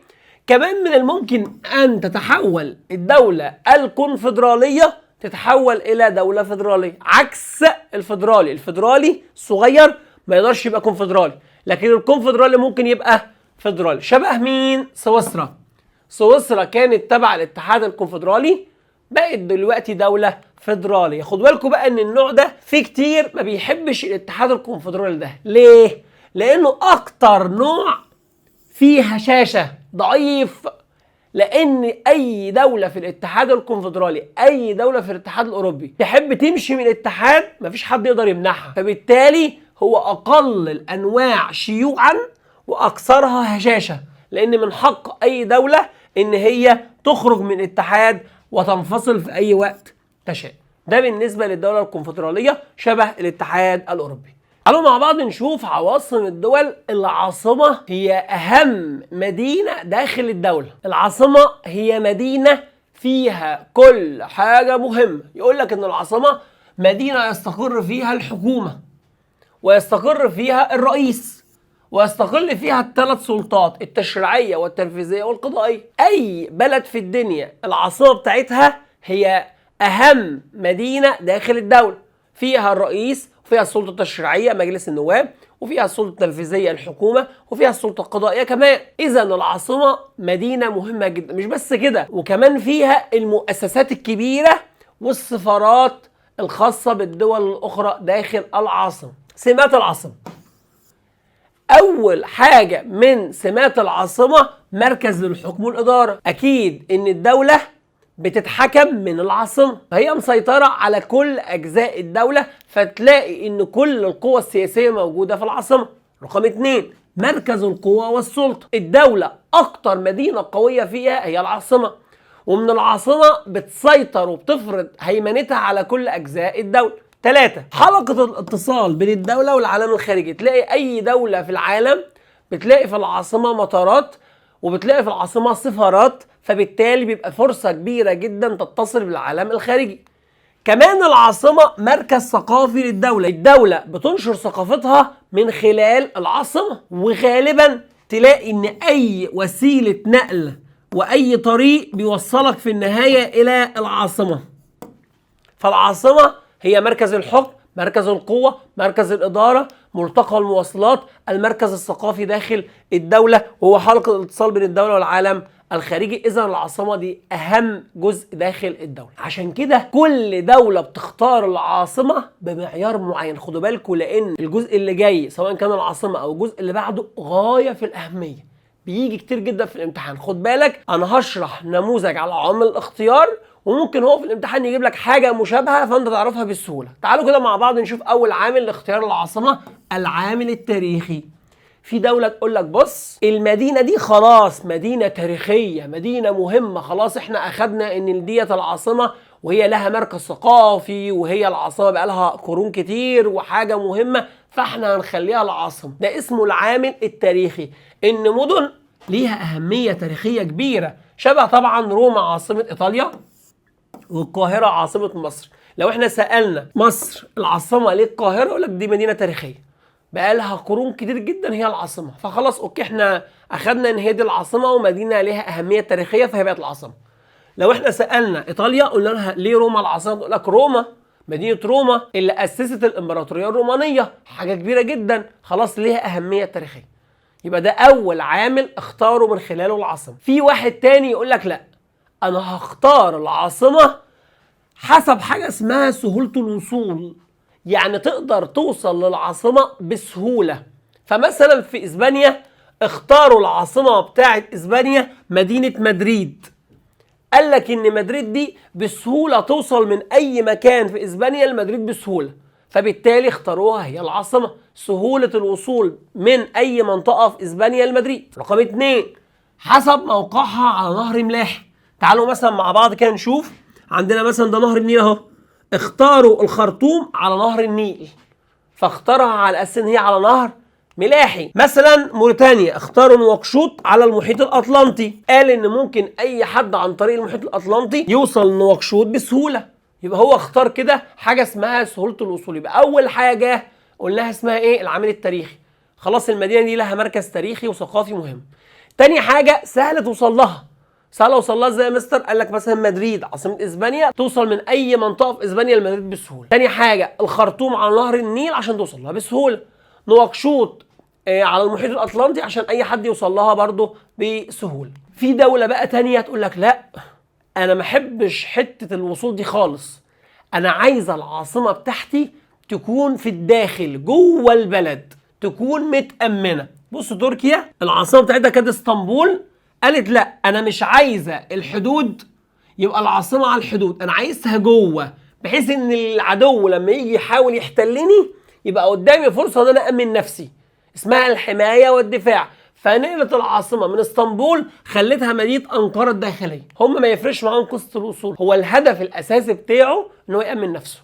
تعالوا نشوف حاجه كمان اسمها السياده القوميه. السياده القوميه، الاتحاد السوفيتي لما اتفكك بقى دول كتير جدا، اكبر الدول روسيا، فروسيا في ناس كتير من دول الاتحاد السوفيتي حبوا يعيشوا في روسيا، فروسيا بقى فيها قوميات كتير، شعوب كتير، فيحبوا يخلوا العاصمة فين؟ في مدينة موسكو اللي فيها الأغلبية السلافية اللي هي أغلب الشعب الروسي، فخلوا العاصمة موسكو. كل دولة بتختار العاصمة حسب مزاجها، حسب دماغها. واحد يقول لك أصل هي مدينة تاريخية، واحد يقول لك اصل انا عايز اي حد يوصل بالسهوله، واحد تالت يقول لك لا انا عايز السياده القوميه، واحد رابع يقول لك انا عايز الحمايه والدفاع، عايز امن نفسي. فكل واحد ليه طريقه معينه. فانت شوف هو في الامتحان جايب لك مدينه ايه بالظبط، وشوف المدينه ديت هل هي داخليه فحمايه ودفاع، ولا على السواحل فسهل الوصول، ولا هي قديمه جدا فمدينه تاريخيه، ولا في اكتر من شعب داخل الدوله فهم بيحطوها في الاغلبيه فتبقى السياده القومي. في حاجه بقى اسمها تصنيف العواصم. قال لك ان اي عاصمه موجوده في الارض حاجه من اتنين، يا اما عاصمه قديمه يا اما عاصمه مستحدثه.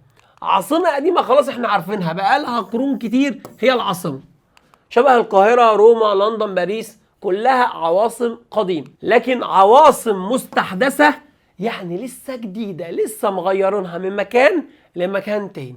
هو هيدينا بقى مثالين، خد بالك يقول لك ايه، فكرتين عكس بعض، اليابان ونيجيريا. يقول لك ان اليابان قررت تغير العاصمه خالص. كانت العاصمه اسمها كيوتو الداخليه، كانت جوه اليابان. اليابان قالت لا انا دوله اقتصاديه كبيره وبصدر حاجات وبستورد حاجات، فانا لازم العاصمه تكون على المحيط. فنقلوا العاصمه من كيوتو الداخليه لطوكيو على الساحل. يبقى هي نقلت العاصمه من الداخل الى الايه؟ الى الساحل. في بقى مدينه ثانيه العكس، نيجيريا مدينه على قد حالها، فجت نيجيريا عملت ايه؟ نقلت العاصمه من لاجوس اللي هي على الساحل، راحت مدخلاها ابوجا فين؟ في الداخل. يبقى كده دولتين عكس بعض، دوله من بره لجوه اللي هي نيجيريا، ودوله من جوه لبره اللي هي اليابان. اخر حاجه في الدرس قلب الدوله او النواه. تسمع عن مدن في دول المدينه دي مش العاصمه ولا حاجه، بس ليها مكانه كبيره جدا داخل الدوله. يعني مثلا لو احنا اخدنا مثال السعوديه، لو قلت لك ايه اشهر مدينه في السعوديه هتقول لي برافو عليك مكه. اقول لك بس مكه مش العاصمه على فكره، ده اسمه قلب ديني، يعني مدينه مهمه جدا دينيا وثقافيا. فقال لك ان العالم في مدن لا تقل اهميه عن العاصمه بيسموها قلب الدوله او النواه. في 4 انواع من قلب الدوله. اول نوع اسمه القلب الثقافي والديني، لسه قايلينه حالا، مين؟ مكه المكرمه في السعودية. قال لك ان مكة في السعودية رغم ان هي مش العاصمة لكن ليها اهمية كبيرة جدا لوجود الكعبة. تاني قلب اسمه القلب ذات الاهمية الاقتصادية. قال لك رغم ان الولايات العاصمة واشنطن، لكن لقينا ان الولايات في منطقة اهو اسمها البحيرات ال5 العظمى بين الولايات وبين كندا. قال لك ان المنطقة دي فيها مصانع كبرى جدا ومصانع عملاقة، فالمنطقة دي بالنسبة للولايات منطقة اقتصادية كبيرة جدا، فبيسموها القلب الاقتصادي. في قلب اسمه القلب السياسي. ايه يا مستر ده يعني ايه؟ يعني مدينة فيها المقرات السياسية، شبه القاهرة الكبرى عندنا في مصر فيها المقرات السياسية. في قلب سكاني، بتبقى منطقة في الدولة شبه أفغانستان، تلاقي السكان متركزين في الشمال وفي الشرق أكتر من أي منطقة تانية داخل أفغانستان، فبيسموه القلب ذات التركز السكاني. وبكده نكون خلصنا مع بعض الدرس الأول. تعالوا مع بعض ناخد الدرس الثاني، المقاومات الطبيعية. الدرس الثاني والثالث بيتكلم عن قوة الدولة، بس الدرس الثاني بيتكلم عن المقاومات والعوامل الطبيعية، والدرس الثالث بيتكلم عن المقاومات والعوامل البشرية. تعالوا مع بعض ناخد المقاومات الطبيعية للدولة. أول معلومة يقول إن تتشكل قوة الدولة بعوامل كتير جدا، في عوامل طبيعية وفي عوامل بشرية. أول حاجة العوامل الطبيعية، الموقع والمساحة والشكل. خد بالك ان المساحه والشكل بيسموها القوه المورفولوجيه، وهو بيحب كتير جدا في الامتحانات يتكلم عن القوه المورفولوجيه. دايما يقول لك القوه المورفولوجيه، القوه الديموغرافيه. ليه؟ لانها موجوده في اول الدرس وكتير جدا من الطلبه ما بياخدش باله منها، فبالتالي يقول لك القوه المورفولوجيه. فانت لو ما انتش عارف ان القوه المورفولوجيه المساحه والشكل، هتبقى مش عارف السؤال اصلا هو عايز ايه. فخد بالك الحته دي مهمه جدا. وكمان من العوامل الطبيعيه تضاريس والمناخ والنبات الطبيعي. الدرس هيتكلم عن الموقع والمساحه والشكل وتضاريس والمناخ والنبات الطبيعي. على فكره الدرس سهل جدا، كل عنصر من العناصر دي هيدرسها باستفاضه ويبقى كده الدرس خلص. الدرس اللي بعده المقاومات البشريه لقوه الدوله، هيتكلم عن القوه الديموغرافيه. خد بالك برضو عشان خاطر الحته دي مهمه جدا، يقول لك على طول ديموغرافيه ديموغرافيه. كلمه ديموغرافيه يعني حجم السكان وخصائصهم. تاني حاجه القوه الاقتصاديه، القوة العسكرية، القوة التنظيمية اللي هي الاجتماعية والسياسية. وبرضه في الامتحان يحب يقول قوة تنظيمية عشان يعرف انت عارف الاجتماعية والسياسية ولا لا. ده كده الدرسين اللي عليهم الدور. تعال ناخد المقاومات الطبيعية. أول حاجة الموقع. بصوا بقى، الموقع على طول في خلال فترات دراستنا اول ما بنسمع موقع نقول حاجتين، موقع فلكي وموقع جغرافي. برافو. الموقع الفلكي يعني الموقع بالنسبة لخطوط الطول ودوائر العرض. قلنا ان الكره الارضيه فيها حاجه اسمها دوائر الايه؟ العرض. برافو عليك كده. وفي حاجه اسمها خطوط، اسمها خطوط ايه؟ خطوط الطول. تمام. ففي حاجه اسمها دوائر العرض وفي حاجه اسمها خطوط الطول. خد بالك بقى من الحته الجايه. قال لك ان دوائر العرض هي الاكثر اهميه بالنسبه لي، يعني انا لو الدوله بيمر بيها دوائر عرض كتير اهم بالنسبه لي من خط الطول. ليه؟ قال لك لان دوائر العرض هي اللي بتتحكم في حاجه اسمها المناخ. يعني كل ما يكون الدولة فيها دوائر بالعرض كتير كل ما الدولة تكون متنوعة في المناخ. فإذا المناخ بيتحدد حسب دوائر العرض وليس خطوط الطول. خد بالكم من المعلومة دي عشان معلومة مهمة جدا. ممكن في الامتحان يجيب لك أي دولة موجودة في الكرة الأرضية ويقول لك فيها عدد دوائر عرض معينة. لو لقيت ان الدوائر العرض قليلة يبقى المناخ فيها واحد، لكن لو لقيت دوائر العرض فيها كتير يبقى اذا هتلاقي فيها تنوع في المناخ. تاني حاجة الموقع الجغرافي للدولة. موقع جغرافي يعني المكان ده جنب بحر ولا كله في اليابس ولا وضعه ايه؟ قال لك ان اول حاجة في دولة بحرية. اول ما تسمع كلمة دولة بحرية، يعني ايه دولة بحرية؟ دولة بحرية يعني دولة بتطل على البحر، بتطل على محيط، بتطل على مسطح مائي مفتوح. الدولة البحرية زي مثلا عندنا مثلا مصر اهي بتطل على البحر المتوسط، ليبيا بتطل على البحر المتوسط، يبقى اسمها دولة بحرية. لكن مثلا دولة شبه تشاد هنا اهي، تشاد دي بتطل على بحر او محيط؟ لا، دي بنسميها دولة حبيسة. هناخد الكلام ده كله بالتفصيل دلوقتي. يبقى اول معلومة اعرفها ان الدولة البحرية يعني دولة بتطل يا اما على بحر يا اما على محيط. كويس جدا. تعالوا بقى نشوف مع بعض ايه الميزه لما اكون انا بطل على بحر. يعني مثلا مصر بتطل على البحر المتوسط، ايه الفايده يعني يا مستر؟ طب ما عادي. لا مش عادي طبعا. لما انت بتطل على البحر اول حاجه البحر هتجيب منه ثروات، ممكن تلاقي فيه مصدر طاقه، هتجيب منه ثروه سمكيه، يبقى اول ميزه هتحصل منه على ثروات. كمان لما انا في مصر احب اروح لاي بلد في العالم هاخد سفينة واسافر اي بلد في العالم، يبقى في سهولة الاتصال بالعالم الخارجي. عكس الدولة اللي ما بتطلش على بحر، عشان خاطر توصل للبحر بتعدي على دول تانية، يا يعدوها يا ما يعدوهاش. اذا الدولة البحرية بتساعدني في الاتصال بالعالم الخارجي. كمان لما بتصل بالعالم الخارجي بيزداد الاحتكاك حضاريا، بفيد واستفيد. وقلنا ان في ثروات بحرية بستفيد منها. واحد يقول لي يعني يا مستر اي دولة بتطل على بحر كله حاجة واحدة؟ اقول لك لا طبعا مش كله حاجة واحدة. اما ايه اللي يخلي دولة مميزة عن دولة تانية؟ اقول لك اول حاجة حسب طول الساحل. ممكن دولة بتطل على ساحل طويل جدا، دولة تانية بتطل على الساحل حتة صغيرة جدا، يبقى اكيد ده هيبقى اكثر فايدة من ده. رقم 2 اهمية المسطح المائي. يعني ايه يا مستر اهمية المسطح المائي؟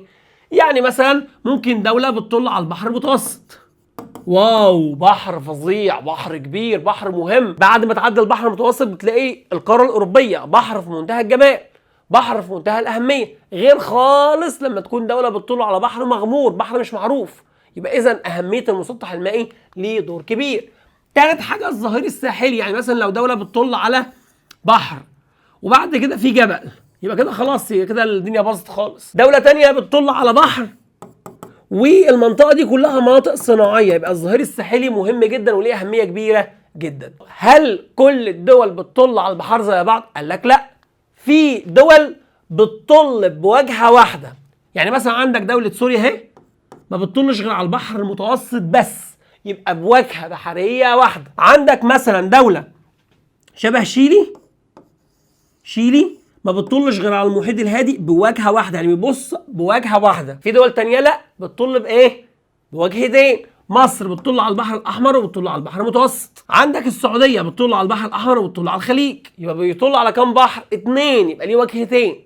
في دول بقى الدنيا عندها حلوه خالص، تلاقيها عباره عن جزيره فبتطل على البحر من كل الاتجاهات.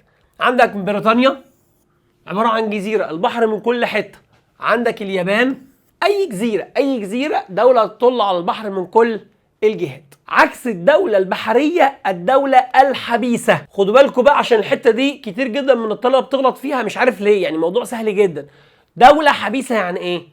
يعني مثلا دوله شبه النيجر مثلا اهي، هل النيجر بتطل على اي بحر او على اي محيط؟ لا، يبقى اسمها دولة حبيسة. الدولة الجايبية دي حاجة تانية خالص هناخدها دلوقتي، بس الدولة الحبيسة ببساطة دولة على اليابس بس ملهاش اتصال بأي بحر أو بأي محيط. كويس جدا. أكتر منطقة فيها دول حبيسة قارة أفريقيا. طبعا الدولة الحبيسة هيبقى عكس الدولة البحرية، ولا هيعرف يتصل بغيره بسهولة، ولا يعرف يحتك، ولا يبقى فيه ثروات بحرية. أوكي؟ يقول لك إن أول قارة وأكتر قارة فيها دول حبيسة قارة أفريقيا. فيها دول حبيسة كتير جدا، على سبيل المثال اثيوبيا واوغندا. تاني قارة فيها قارة اوروبا، فيها دولة تشيك. تالت قارة قارة اسيا، فيها اهو دولة افغانستان. مش لازم بقى اللي انا بقوله، يعني اي سؤال في الامتحان يجيب لك دولة، الدولة تكون موجودة مفيش اي اتصال باي بحر او باي محيط، يبقى دولة على طول حبيسة. اوكي؟ امريكا الجنوبية عندنا باراجواي طبعا، ولا بتطل على المحيط الاطلنطي ولا على المحيط الهادي، دولة ايه؟ حبيسة. في دولة بقى اسمها الدولة المحتواه او الدولة الجيبية، شبه دولة كده، شبه الجيب كده، دي غير الحبيسة خالص. الدولة المحتواه يعني ايه؟ الدولة المحتواه يعني مثلا عندنا دولة اسمها جنوب افريقيا، دولة اهي، في دولة هنا كده، فجنوب افريقيا بتحيط بيها من كل الاتجاهات، دي نسميها دولة محتواه، شبه لسوتو كده. يبقى دولة محتواه يعني دولة بيحيط بيها دولة تانية، اسمها دولة محتواه، شبه لسوتو. طبعا الدولة دي غصب عنها لازم تتبع الدولة اللي حواليها المحاطة بيها، فبالتالي بتمشي معاها، دخلت في حرب معاها، دخلت في سلم معاها، فعلاقتها كلها لازم تكون إيجابية مع الدولة المحيطة بيها. نخش بقى على موقع الدولة بالنسبة للدول المجاورة. في دول جيرانها، الدول اللي بيجاورها عدد قليل، يعني مثلا عندك المغرب جنبها الجزائر وجنبها موريتانيا، بس دولتين بس. الولايات جنبها كندا وجنبها المكسيك، بس دولتين بس. في دول تانية بيجاورها عدد كبير جدا. انتوا عارفين ان الصين، دولة الصين على حدودها 15 دولة. السودان على حدودها 7 دول. تقول لي يا مستر طب لما يكون دولة جنبها دول كتير على الحدود، دي حاجة حلوة ولا حاجة وحشة؟ اقول لك ها، ايه رأيك؟ حلوة ووحشة حسب الدولة، سلاح ذو حدين. في تأثير ايجابي طبعا، الدول الاوروبية جنب بعض فراحوا فاتحين كل الحدود على بعض وعملوا الاتحاد الاوروبي، فبقى فيه تعاون وقوة كبيرة. وبرضو ده تأثير سلبي في حالة مين؟ السودان جنبها 7 دول نازلين طحن في بعض، كل شويه تخش في مشكله مع حد. فمعنى ان انت جنبك دول كتير ايجابي لو تعاونتوا مع بعض، وسلبي لو دخلتوا في مشاكل مع بعض. تعالوا بقى نشوف مع بعض الموقع المركزي والموقع الهامشي. نقطه سهله جدا. اول حاجه الموقع المركزي، يعني ايه يا مستر موقع مركزي؟ يعني في وسط العالم على طول كده. هامشي يعني على اطراف العالم. يبقى موقع مركزي يعني موقع متوسط جغرافيا، شبه مصر كده. هامشي يعني موقع على اطراف العالم، شبه نيوزيلندا. في بقى موقع اسمه موقع استراتيجي. اول ما تسمع كلمه استراتيجي يجي في بالك على طول مضيق او قناه، فيقول لك ان الموقع الاستراتيجي يعني موقع له مكانه كبيره في التحكم في طرق التجاره العالميه. عندنا مثلا مضيق باب المندب بتشرف عليه جيبوتي وليبيا، قناه السويس بتشرف عليها مصر، عندنا مضيق جبل طارق، اسبانيا والمغرب. يبقى دي كلها اسمها مناطق استراتيجيه، مواقع استراتيجيه. دخل بعد كده على حاجه اسمها المساحه. المساحه يعني منطقه معينه لها حدود بتسيطر عليها الدوله، والحدود دي معترف بيها دوليا. كويس جدا. طبعا الدول في العالم كلها مش قد بعض، في دول كبيره جدا شبه روسيا 17.6 مليون كيلومتر مربع، ده حاجه عملاقه. روسيا يا جماعه حاجه، بصوا حاجه يعني فظيعه، دوله كبيره جدا كبيره جدا جدا يعني. في حين ان في دوله صغيره جدا اسمها الفاتيكان، دي في اوروبا مساحتها اقل من كيلو واحد، حاجه يعني زي في مصر كده، زي شارع كبير شويه، حاجه صغيره خالص. يبقى الدول كلها مش زي بعض. طبعا المساحه بتؤثر على الدوله في السلم وفي الحرب. اول حاجه المساحه الكبيره. تخيل كده دوله مساحتها كبيره شبه روسيا مثلا، المساحه الكبيره دي هل ليها ايجابيات ولا ليها سلبيات، ولا ليها ايجابيات وسلبيات؟ اكيد ليها الاثنين. اول ميزه في المساحه الكبيره، تخيل دوله كل ده، يا نهار ابيض دي كبيره جدا يا مستر. المساحه الكبيره دي هتلاقي ان الاراضي كبيره، وهتلاقي ان الاراضي كلها تكويناتها الجيولوجيه مش شكل بعض، فهتلاقي في تنوع في التركيب الجيولوجي، فهتلاقي هنا مثلا صخور، هنا صخور تانية، هنا صخور تالتة، هنا صخور رابعه، وهكذا. فالتنوع ده هيخلي فيه تنوع في الثروه المعدنيه شبه روسيا والصين كده. تاني حاجه، تخيل بقى دولة مساحتها كبيرة وعندها سكان كتير قادرين يستثمروا الموارد اللي موجودة، هتبقى دولة عملاقة، دولة عظمى. تمام كده. تالت حاجة، تخيلوا يا جماعة لما يحصل مثلا حرب، روسيا شوفوا قد ايه ممكن تبعد المصانع والمنشآت والحاجات الكبرى في منطقة وتحارب في منطقة تانية، او ممكن تعمل حاجة تانية اسمها نظرية الدفاع بالعمق، وعملتها روسيا فعلا في ألمانيا ودمرت المانيا، اللي هي ايه؟ بصوا ببساطه، تخيلوا ان الدوله مساحتها كل ده كده، فتقوم الدوله عامله ايه؟ جيش بيحارب، هتعمل ايه؟ ترجع لورا ترجع لورا ترجع لورا، فالجيش التاني ايه؟ يخش الدوله، يخش يخش يخش يخش لغايه ما يوصلوا المنطقه ان هو بقى ايه؟ جوه الدوله، تقوم قافله عليه من كل حته وتقوم كله ضارب فيه، فيبقى اتحصر واتطحن ودخل جوه الدوله فبينهزم. ده اللي عمله روسيا ضد المانيا، وكمان عملته الصين مع مين؟ اليابان. اوكي؟ فيقول لك تستطيع الدوله كبيره المساحه وقت الحرب تخلى عن جزء من اراضيها ثم تدافع عن نفسها شبه الصين في مواجهه اليابان والاتحاد السوفيتي في مواجهه المانيا. طب واحد يقول لي يا مستر انت عارف انا رحت منطقه مثلا شبه الخليج، المناطق كلها رائعه والدنيا كويسه، اقول له مفيش مشكله وعلى عيننا وعراسنا ومفيش اي اختلاف، انا معاك 100%. بس خد بالك من نقطه، ايه؟ ان المساحه لما بتكون كبيره عشان خاطر تطور كل البلد، الموضوع بيبقى محتاج مجهود فظيع، مجهود صعب جدا، غير لما يكون دوله مثلا كلها شارعين، انت ممكن ترصف البلد كلها في يوم واحد ولا في اسبوع حتى. فقال لك ان دوله كبيره المساحه بتحتاج لجهد وامكانيات كبيره عشان تطورها وعشان تسيطر كمان عليها، عكس المساحه الصغيره. ان من ايجابياتها، تخيل لما تكون دوله نقطه كده بسهوله جدا، دوله صغيره فسهل جدا تستفيد من كل حاجه داخل الدوله، تستثمر كل الامكانيات، سهل تسيطر عليها، صح كده؟ وسهل تنميها جدا. لكن الوحش بقى في المساحه الصغيره ايه؟ تخيلوا ان بلد عباره مثلا عن شارع كبير شويه، تخيلوا بعد الشر يعني حصل زلزال، البلد انتهت، حد جاي يحاربها، ده مجرد ان الجيش التاني يخش البلد تم احتلالها على طول، مش هيبقى عندها اي نفس ان هي تقاوم. فقال لك ان المانيا سيطرت على هولندا وبلجيكا بنفس الطريقه في الحرب العالميه الثانيه، ولو اي زلزال ولا اي كارثه البلد بتنهار تمام. بس خد بالك، ما تقوليش يا مستر هي الدوله الكبيره دي احسن ولا الدوله الصغيره، القصه مش بالكبير ولا بالصغير، الفكره في المنطقه، هل فيها موارد ولا لا. ممكن تكون دوله كبيره جدا بس مواردها قليله، ودوله صغيره جدا بس ليها اهميه كبيره، شبه دول الخليج كده، تلاقي الدول صغيره جدا بس فيها كميات بترول وغاز طبيعي كتيره جدا، فبالتالي الموارد كتيره، بيعيشوا حياه فيها رفاهيه. كمان هل السكان متوزعين صح على الموارد؟ ممكن تكون دوله كبيره الناس كلها متكتله في حته معينه وسايبين الباقي، شكل مصر كده. كمان النظم الاقتصاديه والسياسيه، هل الدوله عامله نظام اقتصادي كويس ولا لا؟ هل السكان تكنولوجيا وعلميا متقدمين؟ متعلمين تعليم في ابحاث وتجارب وتكنولوجيا ولا لا؟ هل الدوله سهل توصل من اي مكان للتاني ولا لا؟ يبقى القصه مش قصه مساحه، حسب الموارد والسكان والوصول بين المناطق وبعضها والنظم الاقتصاديه والسياسيه. تعالوا بقى مع بعض نخش في نقطه ثالثه اسمها الشكل. ايه بقى يا مستر قصه الشكل؟ اول حاجه ان في اشكال كتير جدا للدول. اول شكل اسمه المنتظم او المندمج، تاني شكل اسمه المستطيلي او الشريطي، تالت شكل اسمه المجزأ، رابع شكل اسمه المحتوى او الجيوب. تعالوا مع بعض كده نشوف اول شكل. بصوا منظر فرنسا حاجه عظمه، يعني شكل منتظم تحسه شبه المربع كده. تخيل لما يكون واحد هنا يقدر يوصل هنا بسهوله، وهنا وهنا وكله يوصل للحدود بمنتهى السهوله. الشكل المنتظم المسافه من الوسط لغايه الاطراف كلها متساويه.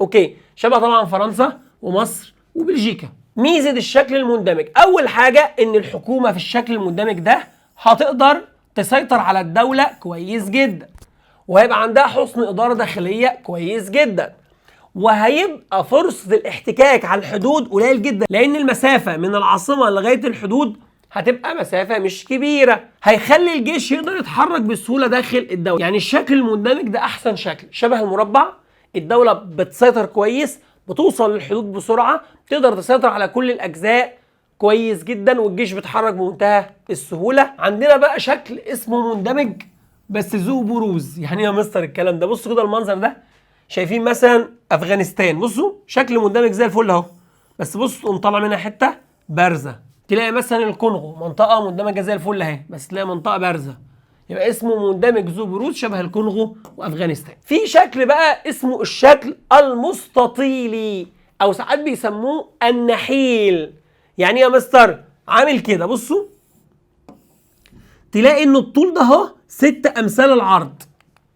تعالوا كده بصوا المنظر ده، شايفين شيل عامله ازاي؟ بصوا اهو، ياه دوله شكلها غريب قوي. اقول لك الدوله دي اسمها دوله شيلي، دوله مستطيله، الطول 6 امثال العرض. تخيل بقى ان حد هنا وحد هنا، هل ممكن يتصلوا مع بعض؟ صعب جدا. تخيل ان لو حد جه حاربك من هنا، جيت تقاومه، راح حد محاربك من هنا. فقال لك ان في مشاكل سياسيه جامده جدا. كمان في نقطه كويسه. ايه يا مستر نقطه كويسه؟ بصوا بقى، لو الدوله عامله كده من الشمال للجنوب هيبقى فيها دوائر عرض كتير، صح؟ لسه قايلين من شويه كل ما يكون في دوائر عرض ده يخلي فيه تنوع، برافو، تنوع في المناخ. لكن لو الشكل عامل كده، المستطيل عامل كده، مش هيبقى فيه غير دوائر عرض قليله، فبالتالي مش هيبقى فيه تنوع في المناخ. يعني مثلا شيلي هتلاقي عندها تنوع في المناخ هي وايطاليا، لكن لو من الشرق للغرب يعني عامل كده، شبه بصوا كده منغوليا عامله ازاي اهو، من الشرق للغرب، فمش هتلاقي تنوع في المناخ. تركيا مثلا هتلاقوا برضو من الشرق للغرب، مش هتلاقي فيه تنوع في المناخ. في بقى شكل اسمه المجزأ، يعني الدولة مش كلها حتة واحدة. يعني يا مستر قال لك بص، في دولة اسمها بحرية مجزأة. يعني يا مستر بحرية مجزأة؟ يعني جزيرة، تلاقي الدولة عاملة كده، عبارة عن جزر وبين كل جزيرة وجزيرة بحر أو مية يعني، فبنسميها دولة بحرية مجزأة أو الدولة الجزرية، شبه أندونيسيا واليابان. لو أنت بصيت في الخريطة بصوا، أو حتى الفلبين أهو، تلاقي عبارة عن جزر، أوكي، وأندونيسيا عبارة عن جزر. في دولة بقى اسمها برية مجزأة. تعالوا بصوا المنظر ده غريب شوية. الولايات المتحدة الأمريكية بصوا أهي، وألاسكا، ولاية ألاسكا تبع الولايات، بس بين الاتنين دولة مين؟ كندا. فلقينا ان الولايات مش كلها لازقه في بعضها، في بينهم دوله مين؟ كندا، فبنسميها مجزأه. فهنا مجزأه بريه. ليه يا مستر بريه؟ لان اللي بيفصل الولايات عن ولايه الاسكا دوله بريه، دوله كندا، فبنسميها دوله بريه مجزأه. اوكي، قلنا دوله تفصل من اراضيها دوله ثانيه شبه الولايات والاسكا. في دوله بقى اسمها بريه بحريه مجزأه. يعني ايه يا مستر بريه بحريه مجزأه؟ يعني ايه؟ بريه يعني في جزء منها على اليابس شبه جزيره ايطاليا. بحريه يعني في جزر في الميه، يعني مثلا ايطاليا شبه جزيره ايطاليا وجزيره صقليه وجزيره سردينيا، فتلاقي جزء في البر وجزء في الايه؟ في البحر، وكلهم مش مندمجين مع بعض، كلهم ايه؟ منقسمين. فنسميها دوله بريه بحريه مجزأه. دوله يكون جزء منها في اليابس وجزء في الايه؟ في البحر. شبه ايطاليا قلنا شبه جزيره ايطاليا وجزيره صقليه وجزيره سردانيا. الشكل المحتوى او الجيوب بيسموه ساعات الشكل الجيبي او الشكل المحتوى، اللي هو كلمه جيبي جايه من كلمه ايه؟ الجيب. يعني ايه يا مستر؟ قال لك بص كده، انا عندي مثلا دوله شبه لوسوتو، دي حواليها من كل الاتجاهات جنوب افريقيا، فدوله شبه دي عشان خاطر تقدر تتواصل مع الدول الاخرى لازم غصب عنها تعدي من جنوب افريقيا. خد بالك في حته مهمه جدا في الجزئيه دي، في فرق بين الشكل المحتوى والدوله الحبيسه. يعني انا ممكن يكون عندي دوله حبيسه، اوكي، هي ما بتطلش على اي بحر ولا على اي محيط. عشان توصل على البحر او توصل على المحيط بتلاقي ان الدوله مثلا بيحدها هنا دوله وبيحدها هنا دوله ثانيه وبيحدها هنا دوله ثالثه وهكذا. لكن الشكل المحتوى لا، تلاقي دوله بيحدها من كل الاتجاهات دوله ثانيه. نفس المنظر ده كده، تلاقي دوله اهي لسوتو حواليها ايه؟ جنوب افريقيا من كل الجهات. وطبعا الدولة اللي هي بتتعرض لمشكلة كبيرة زي دي غصب عنها لازم تتبع الدولة اللي حواليه. يعني لسوتو لازم تتبع جنوب ايه؟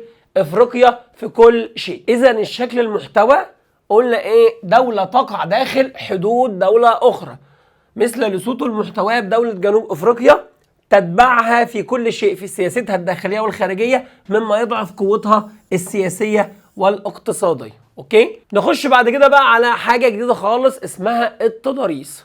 تضاريس يعني اول ما اسمع كلمه تضاريس يجي في بالي منظر الجبال والهضاب والسهول. طبعا دول العالم تضاريسها مش زي بعض، كل دوله وكل قاره بتختلف في التضاريس عن القاره الاخرى. فقال لك ان في دول يغلب على ارضها الطابع السهلي، تلاقي الاراضي عامله كده شبه دوله هولندا وشبه دولة ألمانيا. الاتنين دول تلاقي الأراضي بتاعتهم أراضي سهلية. في دول تانية يغلب على أرضها الطابع الجبلي، شبه دولة اليابان تلاقي فيها جبال كتير جدا، وشبه دولة سويسرا. يبقى احنا أخدنا إن في دول يغلب على أرضها الطابع السهلي شبه مين؟ هولندا وألمانيا. في دول تانية يغلب عليها الطابع الجبلي شبه اليابان وسويسرا. في دول بقى متنوعة التضاريس، تلاقي فيها جبال، تلاقي فيها هضاب، تلاقي فيها سهول. اشهر دولتين دولة مصر ودولة كمان مين؟ البرازيل. يبقى احنا عندنا الدول تختلف من حيث التضاريس، في دول يغلب عليها الطابع الجبلي، دول يغلب عليها الطابع السهلي، دول متنوعة التضاريس. خد بالك بقى عشان الجزئية دي مهمة جدا.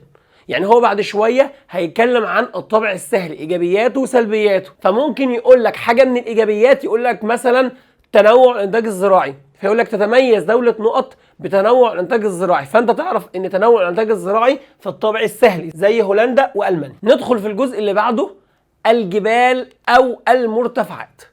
الجبل ده حاجة مهمة جدا، ليها ايجابيات كتير جدا وليها برضو سلبيات.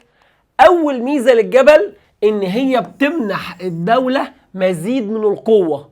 يعني اي دولة، تخيل ان في دولة كده، الدولة دي في جبال هنا كده، فاي حد هيحاول يوصل للدولة دي هيبقى الموضوع صعب عليه جدا، لازم ان هو يقدر يعدي من فوق الجبل.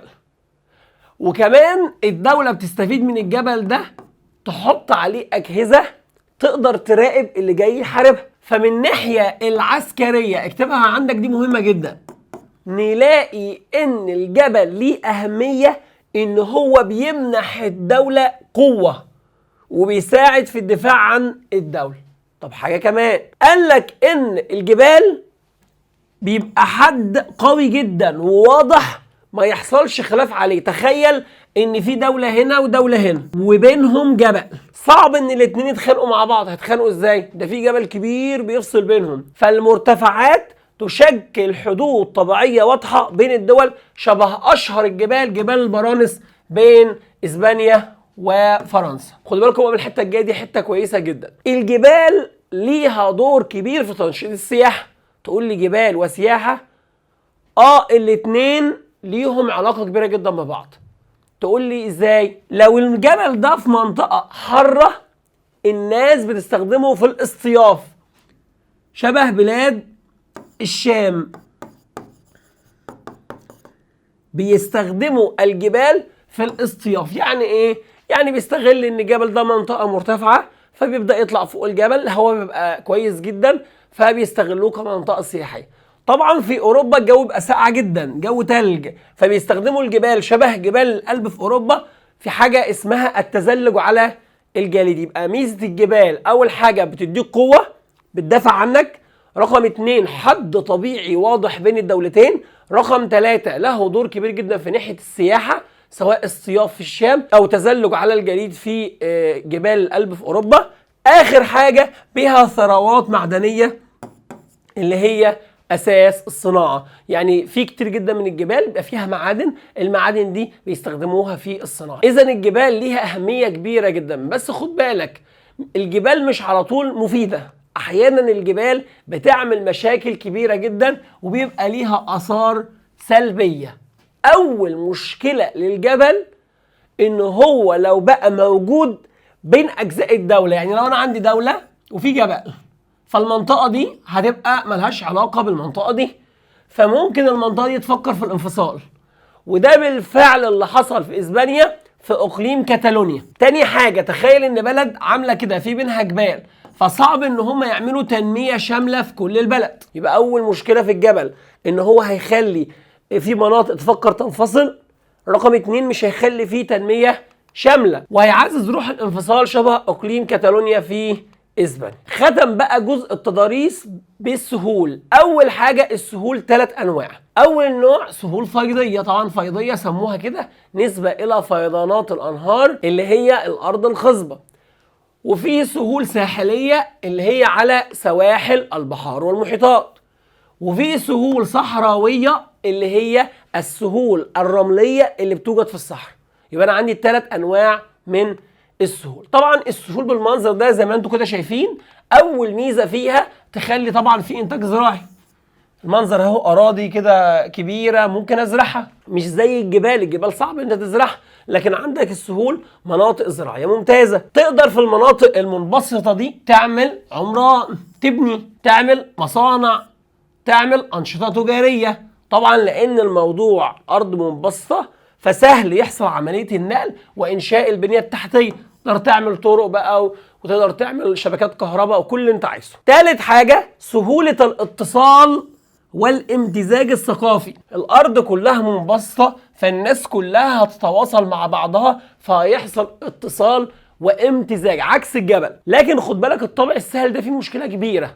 المشكله دي كانت حته ايجابيه في الجبال اللي هي ايه بقى؟ ان الطابع السهلي سهل جدا يتعرض للاستعمار والاحتلال. تخيل الارض تبقى مكشوفه، فاي جيش بيجي يخش المنطقه يقدر يحتلها بسهوله عكس المناطق الجبليه. خد بالك بيقول لك ان الانهار هي اكثر ظواهر السطح تأثيرا في الكيان السياسي للدولة. طبعا النهر ليه دور كبير جدا بالنسبة لأي دولة. يختم بقى درس المقومات الطبيعية بجزئيتين سهلين جدا، مش هياخدوا معانا دقيقة أو دقيقتين يعني. أول حاجة المناخ، وتاني حاجة النبات الطبيعي. يبقى كده خلصنا الدرس كله.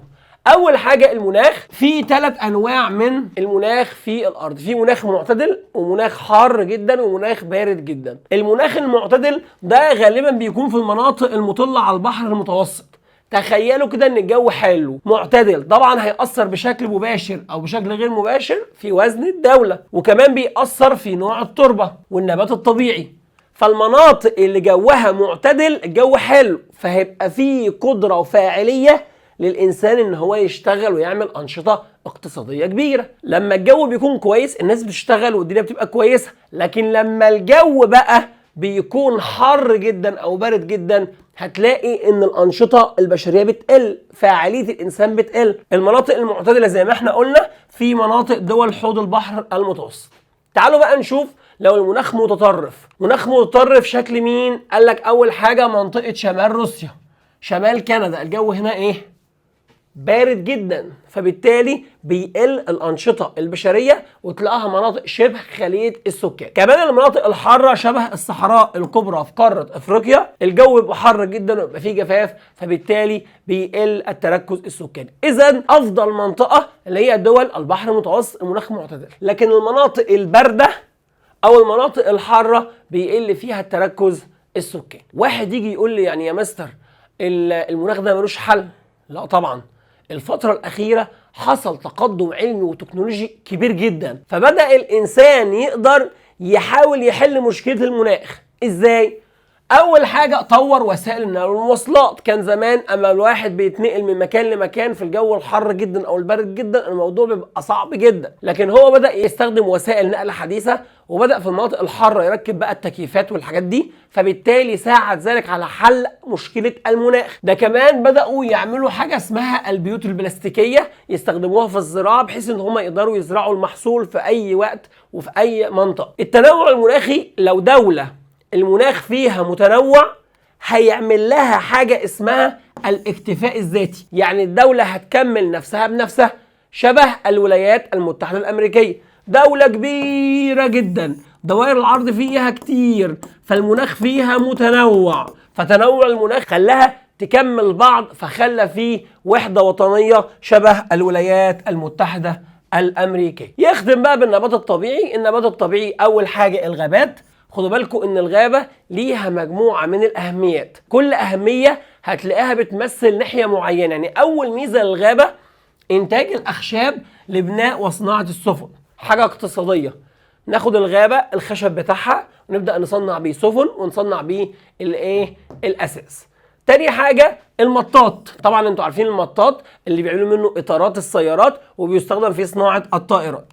حاجة كمان حته مهمه جدا، لما بيحصل يا جماعه ان حرب كبيره بتحصل، احنا عندنا الغابه دي بتبقى من فوق الاشجار كلها متشابكه مع بعضها، فالاشجار لما تكون متشابكه الطيارات اللي موجوده من فوق ما بتشوفش اللي تحت، فبالتالي لما بيحصل معركه الجنود بيحبوا يختبئوا جوه الغابه بحيث ان هما بيكونوا غير مكشوفين، فبتقدم فوائد حربيه كاللجوء اليها والاحتماء اثناء الحرب احد مصادر الدخل القومي. اذا الغابه بتديني اهميه اقتصاديه اللي هي الاخشاب والمطاط، وبتديني اهميه عسكريه اللي هي الاحتماء اثناء الحروب، ولها دور اقتصادي كبير عن طريق الدخل القومي. عندنا حاجه اسمها الحشائش، وقلنا طبعا ان الحشائش مهمه جدا، بيستخدموها من ايام العصور القديمه وحتى الان في تربيه الاغنام. اكتر دولتين عندهم حشائش بيستخدموها في تربية الثروة الحيوانية اللي بياخد طبعا منها اللحوم والألبان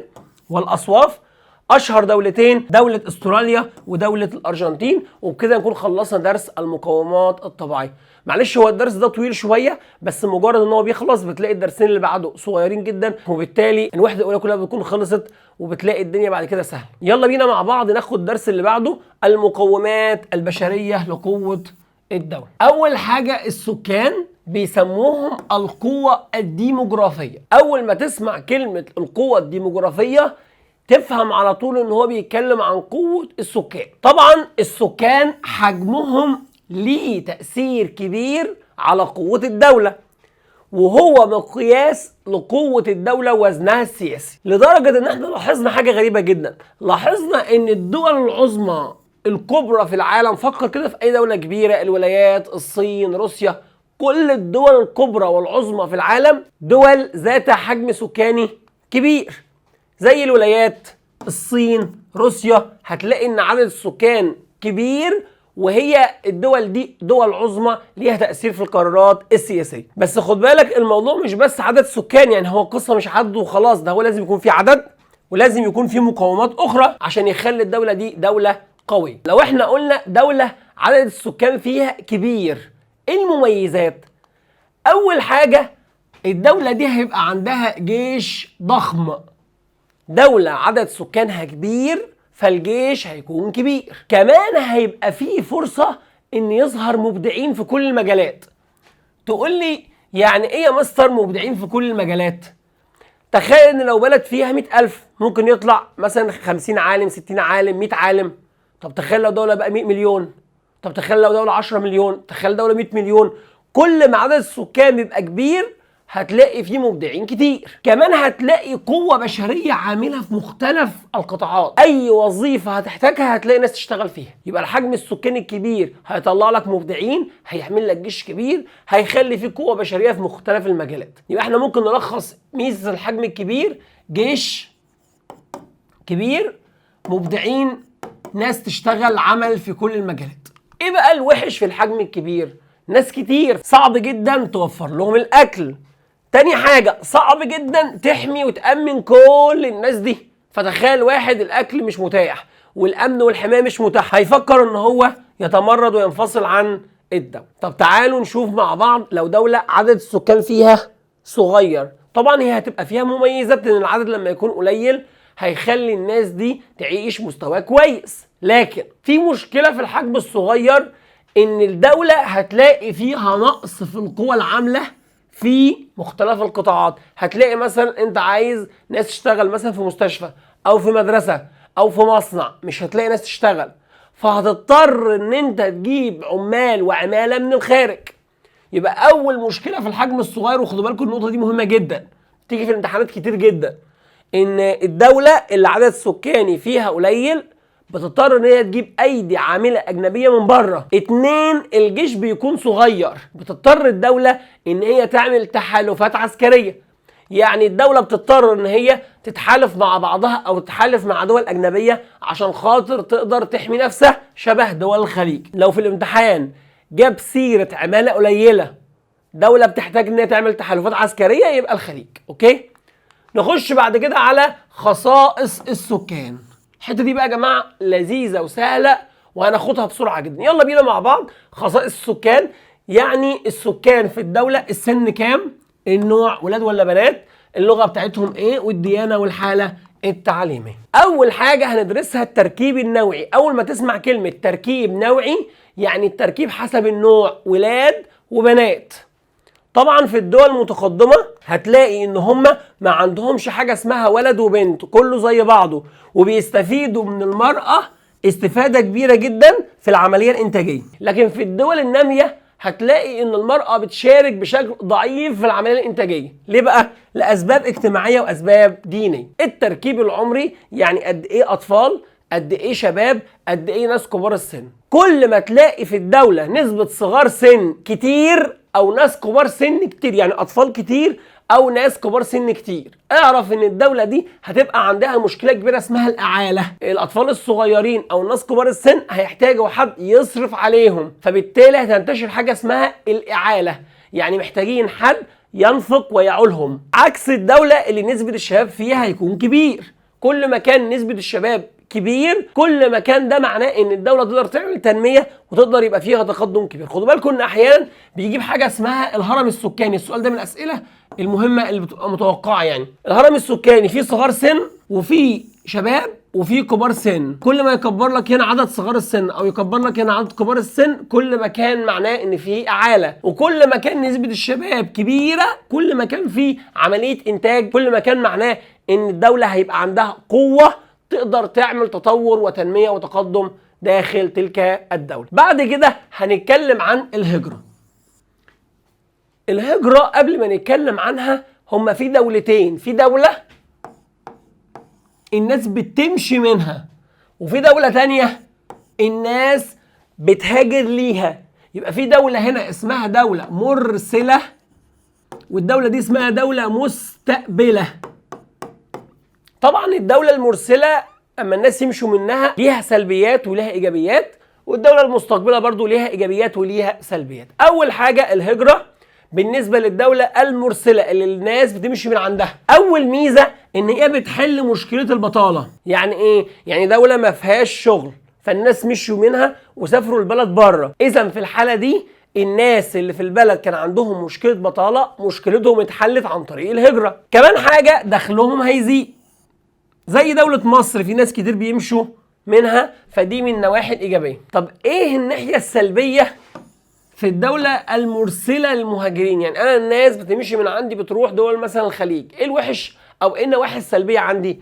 أول حاجة هي هتفرغ الدولة من الأيدي العاملة وخاصة الكفاءات. يعني الناس الكويسة الكفاءة هيسافروا بره، فالدولة هيقل فيها الكفاءات، ودي بنسميها هجرة العقول المفكرة. يعني واحد بيحس إن في بلده ان هو مش واخد حقه فبالتالي بيمشي بره البلد، وبالتالي البلد ما بيبقاش فيها كفاءات عاليه. طب تعالوا مع بعض نشوف الدوله المستقبله شبه الخليج. ايه الحلو ايه الايجابي الناس بتسافر عندهم؟ اول ميزه ان هي بتوفر الايدي العامله من خلال المهاجرين. لما الناس بتسافر عندهم بيلاقوا ناس تشتغل في كل المجالات، رقم 2. لكن في نقطة بقى مش حلوة خالص، اللي هي ايه؟ تلاقي مثلا في الخليج اكتر من جنسية واكتر من واحد من دول مختلفة، فبالتالي بيحصل ايه؟ تلاقي ان الناس مش متجانسة مع بعضها. زي الدول الأوروبية ودول الخليج العربي عندهم نفس المشكلة دي.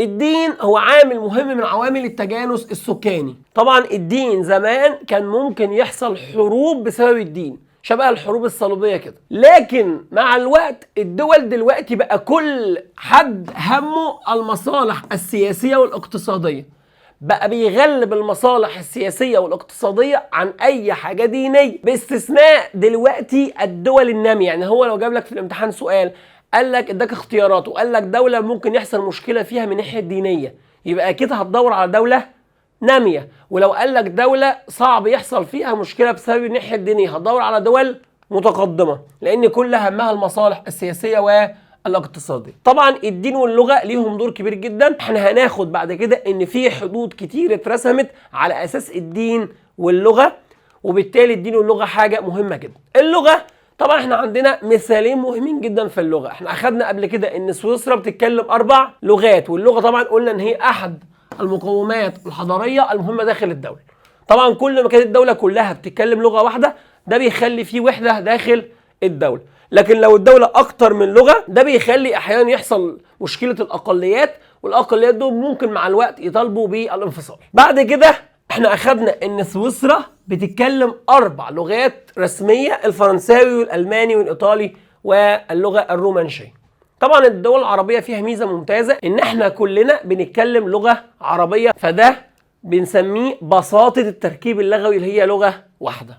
الحالة التعليمية والتكنولوجية. التكنولوجيا يعني فن الإنتاج، يعني الأساليب والوسائل المستخدمة في العملية الإنتاجية. طبعا كل ما كان في مستوى تعليمي عالي كل ما كان في تقدم علمي داخل الدولة، كل ما يخلي الدولة قوية. عشان كده الدول كلها بتتصارع مع بعضها وبتتسابق إن هي تجيب الكفاءات. أي حد عنده كفاءة عالية الدول الكبرى بتحاول تجذبه عندها عشان يبقى عندها العلماء والمفكرين، يجعل الدولة دايما دولة قوية، عكس الدول النامية اللي الناس كلها بتمشي من عندها، فبيسموها ظاهرة هجرة العقول. بعد كده في ملحوظة مهمة جدا، بيقول ان في السنوات الأخيرة في القرن العشرين وبداية القرن ال21 ظهرت أهمية وخطورة التكنولوجيا، لأنها من أخطر الجوانب البشرية تأثيرا في السلوك السياسي للدولة. يعني كل ما الدولة كان عندها تكنولوجيا كتير كل ما كانت الدولة قراراتها السياسية وقدرتها السياسية عالية جدا. طبعا التقدم التكنولوجي بيحصل نتيجة ايه؟ حاجتين. اول حاجة البحث العلمي، يعني يعملوا ابحاث كتير جدا، ولازم دعم مادي. يعني ادام الدولة عندها دعم مادي كتير وعندها ابحاث كتير بيخليها دولة متقدمة. زي مثلا اليابان، خدوا بالكم ان اليابان ما عندهاش مواد خام قد كده، لكن هي بتشتري المواد الخام من بره، وبسبب التكنولوجيا بتصنع وتقدر تصدر لبره، واصبحت من اهم القوى الصناعيه في العالم. تاني حاجه التركيب الاقتصادي. يعني ايه بقى التركيب الاقتصادي؟ يعني الزراعه والصناعه والتجاره والحاجات دي. اول حاجه الدوله بتكون قويه لو عندها موارد متنوعه، يعني عندها زراعه وصناعه وتجاره وعندها مصدر طاقه، عندها حاجات متنوعه. رقم 2 الناس تستغل الموارد احسن استغلال، يبقى في كفاءة في استغلال الموارد. الدولة يكون عندها تقنيات حديثة، يعني تقدر تستخدم التكنولوجيا في استغلال الموارد اللي عندها. في حاجة في الدولة اسمها الميزان التجاري. يعني ايه ميزان تجاري؟ يعني اي دولة في حاجة اسمها صادرات بتصدر لبره، وفي حاجة اسمها واردات يعني بتشتري من بره. كل ما كانت الدولة بتصدر بتبيع لبره اكتر ما بتستورد، كل ما كان ده معناه ان هي دولة قوية. وكل ما كانت الدولة بتشتري من بره كتير اكتر ما بتصدر، معناها ان هي دولة ضعيفة. اخر حاجة الدولة لو عندها اكتفاء ذاتي، كل ما الدولة تكفي نفسها بنفسها ده معناه ان هي هيخليها اكتر قدرة على الصمود وتصبح دولة اقتصادية كبيرة. يبقى القوة الاقتصادية حسب تنوع الموارد، كفاءة استغلال الموارد، امتلاك التقنيات الحديثة، الميزان التجاري، ومقدارها على الصمود. طبعا الجوانب الاقتصاديه ما نقدرش ننكر ان الناحيه الاقتصاديه في اي دوله بيخلي ليها وزن اقتصادي، وزن سياسي مهم جدا. فخد بالك من الجمله الجايه دي عشان جمله خطيره، يقول لك ان سلوك الدوله السياسي بيبقى نابع من الخلفيه الاقتصاديه. يعني تخيل كده ان دوله غنيه جدا هتلاقيها بتتكلم براحتها، لها علاقات مع دول كتير، ولو دولة اقتصاديا تعبانة هتلاقي محدش مهتم بيها وبتعاني من مشاكل كتير جدا، فوزنها السياسي هيقل. طبعا احنا عندنا الانتاج الزراعي، الزراعة. طبعا الانتاج الزراعي بيؤثر على قوة الدولة. كل ما كانت الدولة عندها اكتفاء ذاتي ما تتعرضش لأي ضغوط خارجية، والعكس صحيح. لما الدولة بيكون عندها مشاكل في الغذاء بتتعرض لضغوط من الدول الأجنبية. طبعا الدول بتصنف 3 أصناف. في دول عندها فائض شبه بعض الدول الأوروبية وكندا، دول عندها فائض الناس بتاكل ويبقى في باقي بتصدره لبره. في دول عندها اكتفاء شبه فرنسا. طبعا في دول عندها نقص، أكيد يبقى معظم الدول النامية. الموارد المعدنية، في مجموعة من الموارد يطلق عليها المعادن الاستراتيجية التي تؤثر في قوة الدولة. طبعا في وقت الحرب بيستخدموها استخدام كبير جدا، شبه الحديد والنحاس والألمنيوم والزنك والرصاص والمنجنيز والنيكل.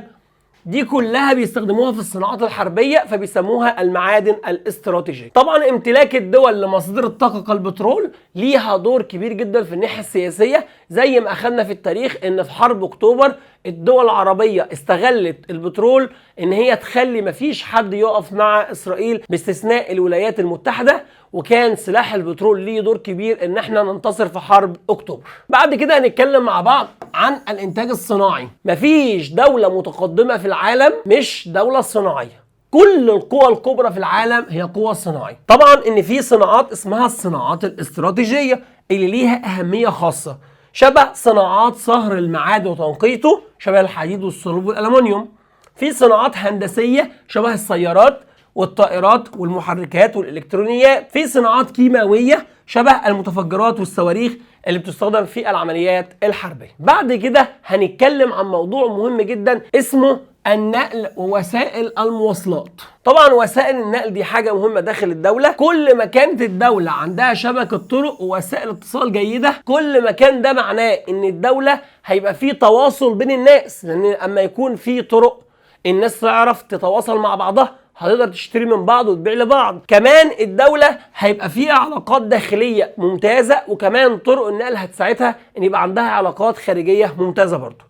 خدوا بالكم من الحته الجايه دي، مفيش اي بلد في الدنيا هتدافع عن نفسها او هتقدر تهاجم غيرها من غير ما يكون عندها شبكه طرق ممتازه. يعني اقدر اقول ان شبكه الطرق هي بدايه التنميه داخل اي دوله. طبعا وجود نظام نقل متطور هيخلي كل خطط التنميه تنجح. رقم 2 هيخلي الحكومه تقدر تسيطر على الدوله كويس جدا. رقم 3 الجيش هيتحرك في وقت الحرب او في وقت اي ازمه او في وقت اي كارثه، يقدر يتحرك الجيش بسهوله، وبالتالي وسائل النقل حاجه مهمه. يخدم بقى الدرس ده بالقوه العسكريه. القوه العسكريه هي من اهم عناصر قوه الدوله، فالقوه العسكريه بتحقق الامن القومي للدوله، وبتحمي مواردك وبتحمي حدودك من اي عدو خارج دولتك. طبعا اي دولة نقدر نقول ان القوة العسكرية عبارة عن مجموعة من العناصر. اول حاجة عدد الجيش كام، حجم القوة العسكرية، سواء العاملة اللي موجودين في الجيش او الاحتياط لو احتاجناهم في اي وقت نقدر نحصل عليهم. رقم 2 هل المقاتل عنده كفاءة، هل المقاتل عنده تعلم عالي، هل المقاتل ده عنده اخلاص لبلده. كمان حاجة كمية المعدات العسكرية داخل الجيش، والانفاق على الجيش يا ترى بيتصرف قد ايه على الجيش. واخر حاجه كفاءه جهاز المخابرات. يبقى اذا احنا عندنا 5 حاجات بيحددوا الدوله جيشها او قوتها عاليه ولا حاجه تعبانه. اول حاجه حجم الجيش وكفاءته والمعدات العسكريه والانفاق العسكري على الجيش وكفاءه الجهاز المخابرات. يختم بقى الدرس باخر حاجه القوه التنظيميه اللي هي الاجتماعيه والسياسيه. طبعا القوى التنظيميه اول ما تسمعها تفهم ان هو بيتكلم عن مستويات الاداره والحكم. طبعا بيختلف من دوله لدوله. الدوله بتقسم نفسها اداريا لمحافظات ومدن وقرى. ليه؟ عشان حاجتين. اول حاجه عشان تقدر تسيطر على كل المناطق بمنتهى القوه والحزم، كمان عشان خاطر اي مواطن داخل اي محافظه لما يحتاج اي خدمه يقدر يحصل عليها بسهوله. تخيلوا كده لو واحد عايز يقدم في المدرسة، تخيل ان لو مصر كلها حاجة واحدة اسمها مصر، تخيل كام واحد هيقدم؟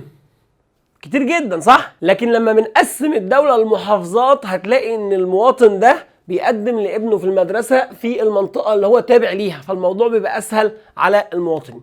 طبعا القوى التنظيميه حسب درجه مركزيه الحكومه، دي احنا اخدناها قبل كده، واستقلالها الذاتي. وكمان المؤسسات التنظيميه، الحاجات اللي الدوله بتنشاها عشان خاطر تساعدها في عمليه الاداره، هل الحكومه قادره تبسط نفوسها على كل ارجاء الدوله ولا لا؟ واخر حاجه درجه الشفافيه والكفاءه اللي موجوده داخل الدوله. نختم بقى باخر جزء في الحصه بتاعتنا النهارده، النظام الانتخابي، وده درس صغير خالص بيتكلم عن النظام السياسي والنظام الانتخابي. يعني ايه نظام سياسي؟ بصوا بقى عشان خاطر السؤال ده بيجي كتير جدا في الامتحانات، وهو سهل جدا بس محتاج تركز معاه. اول حاجه النظام السياسي في صورته الاجتماعيه. بيجي كتير في الامتحان جمله ويقول لك يا ترى هو ده النظام السياسي في صورته الاجتماعيه ولا في صورته المؤسسيه؟ او احيانا بيقول لك النظام السياسي في صورته الاجتماعيه ويديك اختيارات وانت تختار الصح. بص كده معايا، النظام السياسي في صورته الاجتماعيه هو نظام اجتماعي، اوكي، بيقوم بادوار كتير جدا. ايه بقى الادوار دي؟ اول حاجه بيدير موارد المجتمع، يبقى النظام الاجتماعي اول حاجه بيعملها اداره موارد المجتمع. لو في الامتحان جاب لك نقطه فيما معناه ان هو اداره موارد المجتمع، يبقى بيتكلم عن النظام السياسي في صورته الاجتماعي. لو اتكلم عن الامن الداخلي والامن الخارجي، اي حاجه فيها امن داخلي اي حاجه فيها امن خارجي، يبقى بيتكلم عن النظام السياسي في صورته الاجتماعيه. اي حاجه بتتكلم عن المصالح العامه يبقى بيتكلم عن النظام السياسي في صورته الاجتماعيه. لما يجي سؤال في الامتحانات يقول لك حاجه من الثلاثه، اداره موارد المجتمع او حاجه فيها امن داخلي او امن خارجي او تحقيق مصالح المجتمع، هختار النظام السياسي في صورته الاجتماعيه. لكن النظام السياسي في صورته المؤسسيه هو بيتكلم عن 3 مؤسسات: السلطه التشريعيه، السلطة التنفيذية، السلطة القضائية. يبقى التشريعية والتنفيذية والقضائية. أي سؤال في الامتحان يقول لك مثلا تشريع القوانين، أنا عرفت إن تشريع القوانين سلطة تشريعية، يبقى ده النظام السياسي في صورته المؤسسية. أي حاجة يتكلم عن إن الحكومة بتسيطر على مش عارف كذا، يبقى إحنا بنتكلم عن السلطة التنفيذية، يبقى النظام السياسي في صورته المؤسسية. طبعا ال3 سلطات كل سلطة ليها أدوار ما بتتدخلش في السلطة التانية، ده بنسميه الفصل بين السلطات، وطبعا ده اللي بيحدده الدستور. طبعا عندنا بعد كده أنظمة الحكم، في نظامين للحكم. أول حاجة حسب الشكل، في نظام اسمه نظام ملكي وفي نظام اسمه نظام جمهوري. تاني حاجة حسب العلاقة بين ال3 سلطات، في نظام اسمه نظام رئاسي، نظام اسمه برلماني، نظام اسمه شبه رئاسي. تعالوا مع بعض نشوف النظام الرئاسي. اسمه نظام رئاسي. خد بالك بقى عشان الجزء اللي جاي ده بيجي في الامتحان بشكل كبير جدا، بيجيب لك جملة بيقول لك يا ترى الدولة دي هل هي دولة رئاسية ولا برلمانية ولا شبه رئاسية؟ طب انا اعرفهم ازاي؟ اول حاجة النظام الرئاسي ده سهل جدا، نظام رئاسي يبقى الرئيس هو اللي ماسك ايه؟ الدولة، يسود ويحكم. والسلطة التشريعية مستقلة عن السلطة التنفيذية، والسلطة التنفيذية مستقلة عن القضائية، والقضائية مستقلة عن التشريعية. يبقى في فصل بين السلطات. يبقى أي سؤال في الامتحان يوصل لك إن الرئيس هو اللي بيسود وبيحكم، ده النظام الرئاسي، أوكي؟ وفي استقلال بين ال3 سلطات طبعا، شبه الولايات المتحدة الأمريكية، نموذج على هذا المثال. النظام البرلماني، النظام البرلماني ده بقى حاجة تانية خالص. البرلمان هو مصدر السلطة والتشريع، يبقى البرلمان هو المصدر بتاع السلطة والتشريع ومنتخب من الشعب. كلام كويس. الرئيس أو الملك يسود بس لا يحكم، زي انجلترا كده، تلاقي ان الملكة أو الملك اللي ماسك هو بيسود بس ما بيحكمش، اللي بيحكم رئيس الوزراء. يبقى النظام البرلماني هو البرلمان مصدر السلطة، الرئيس أو الملك يسود بس ما بيحكمش. مين اللي بيحكم يا مستر؟ رئيس الوزراء هو الذي يتولى مسؤولية الحكم ومنتخب من الشعب. يبقى رئيس الوزراء منتخب من الشعب، ومجلس النواب أو البرلمان منتخب من الشعب. أما الرئيس نظام يسود بس ما بيحكمش، زي المملكة المتحدة اللي هي إنجلترا، أوكي؟ نخش بعد كده على النظام شبه الرئاسي. النظام الشبه الرئاسي ده وسط بين الاثنين. أول حاجة هو نظام وسط بين الرئاسي والبرلماني. الرئيس منتخب من الشعب، أوكي؟ هو على رأس السلطة التنفيذية، والبرلمان هو كمان منتخب وبيشكل الحكومة. يبقى الرئيس منتخب والبرلمان منتخب، وخد بالكم ان البرلمان هو اللي بيشكل الحكومة. اما السلطة وضعها ايه؟ هو نظام مشترك بين الرئيس وبين البرلمان، وبينظموا الدستور شبه دولة فرنسا. يبقى انا عندي 3 انظمه، رئاسي وشبه رئاسي ونظام برلماني. طبعا ايه احسن نظام في ال3؟ مفيش حاجه اسمها نظام احسن في ال3، كل مجتمع بيبقى مقتنع بحاجه معينه حسب ثقافته وحسب ما بيشوف الموضوع مناسب ليه، لكن كل الانظمه دي عندها مبادئ اساسيه. اول مبدا التداول السلمي للسلطه، يعني الرئيس سواء كان رئيس وزراء او رئيس الجمهوريه بيمسك فتره وبعد كده بيسيب الحكم ويجي واحد بعده بيكمل. تاني حاجه الفصل بين السلطات، مفيش السلطه التشريعيه بتتدخل في السلطه التنفيذيه، والسلطه التنفيذيه ما بتدخلش في السلطه القضائيه، كل سلطه مستقله بذاتها. اوكي؟ طبعا مفيش نظام مثالي، كل مجتمع بيبقى ليه ثقافته والناحيه الحضاريه وتجربته، يبقى مقتنع بحاجه معينه. نختم بقى الوحده الاولى كلها بجزئيه سهله جدا اسمها نظام الانتخابات. طبعا الانتخابات دي هي اداه للاختيار، بيختار المواطنين كلهم وفي بينهم مساواه. تاني حاجه مفيش فوارق بسبب ولا الاصل ولا المنشأ للناخب. طب النظام الانتخابي قال لك ان القواعد والتشريعات اللي بتنظم عمليه الانتخاب. طب يا ترى هم لو عايزين يعملوا انتخابات بيعملوها ازاي؟ يبقى اول حاجه بيمسكوا الدوله يقسموها لاجزاء صغيره بنسميها دوائر انتخابيه، يعني كل محافظه بيقسموها لاكتر من دايره، وبعد كده الناس بتقوم جايه ترشح نفسها الانتخابات، وبعد كده بيجروا الانتخابات، وبعد ما يجروا الانتخابات بيفرزوا الاصوات وبيحددوا الشخص اللي هو فائز. طب واحد يقول لي طب ايه علاقه الانتخابات بالمنهج بتاعنا؟ خد بالك ان الانتخابات لها صله كبيره جدا بالجغرافيا السياسيه. هو اول حاجه انا قسمت الدوله لدوائر انتخابيه، صح؟ مين اللي هيقسم لك الدوله لدوائر انتخابيه؟ مين اللي يعرف مساحه الدوله ومساحه المحافظات وعدد السكان في كل محافظه؟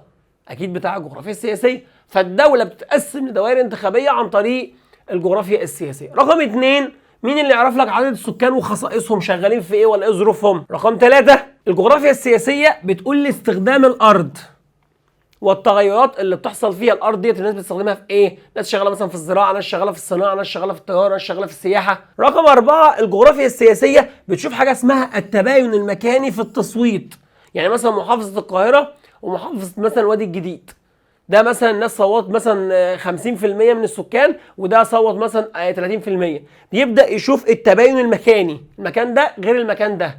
اوكي؟ وايه السبب؟ علشان كده طلع علم عن طريق واحد اسمه اندري سيكفريد، الراجل ده عمل جغرافيا اسمها جغرافيا الانتخابات. عمل جغرافيا الانتخابات بيدرس فيها توزيع الدوائر الانتخابية، يقول لك ان الدوائر الانتخابية بيتم توزيعها ازاي، بيدرس ايه اللي بيخلي مكان نسبة التصويت فيه مثلا 90% ولا 80% ومكان تاني يبقى مثلا 40%، التباين المكاني، الاختلاف المكاني في التصويت. بيدرس السلوك الانتخابي للناخب، بيشوف السلوك الانتخابي للناخب، يعني الناخب هنا بيتصرف ازاي، وفي المحافظات الريفية بيتصرف ازاي، وفي المناطق الصحراوية بيتصرف ازاي.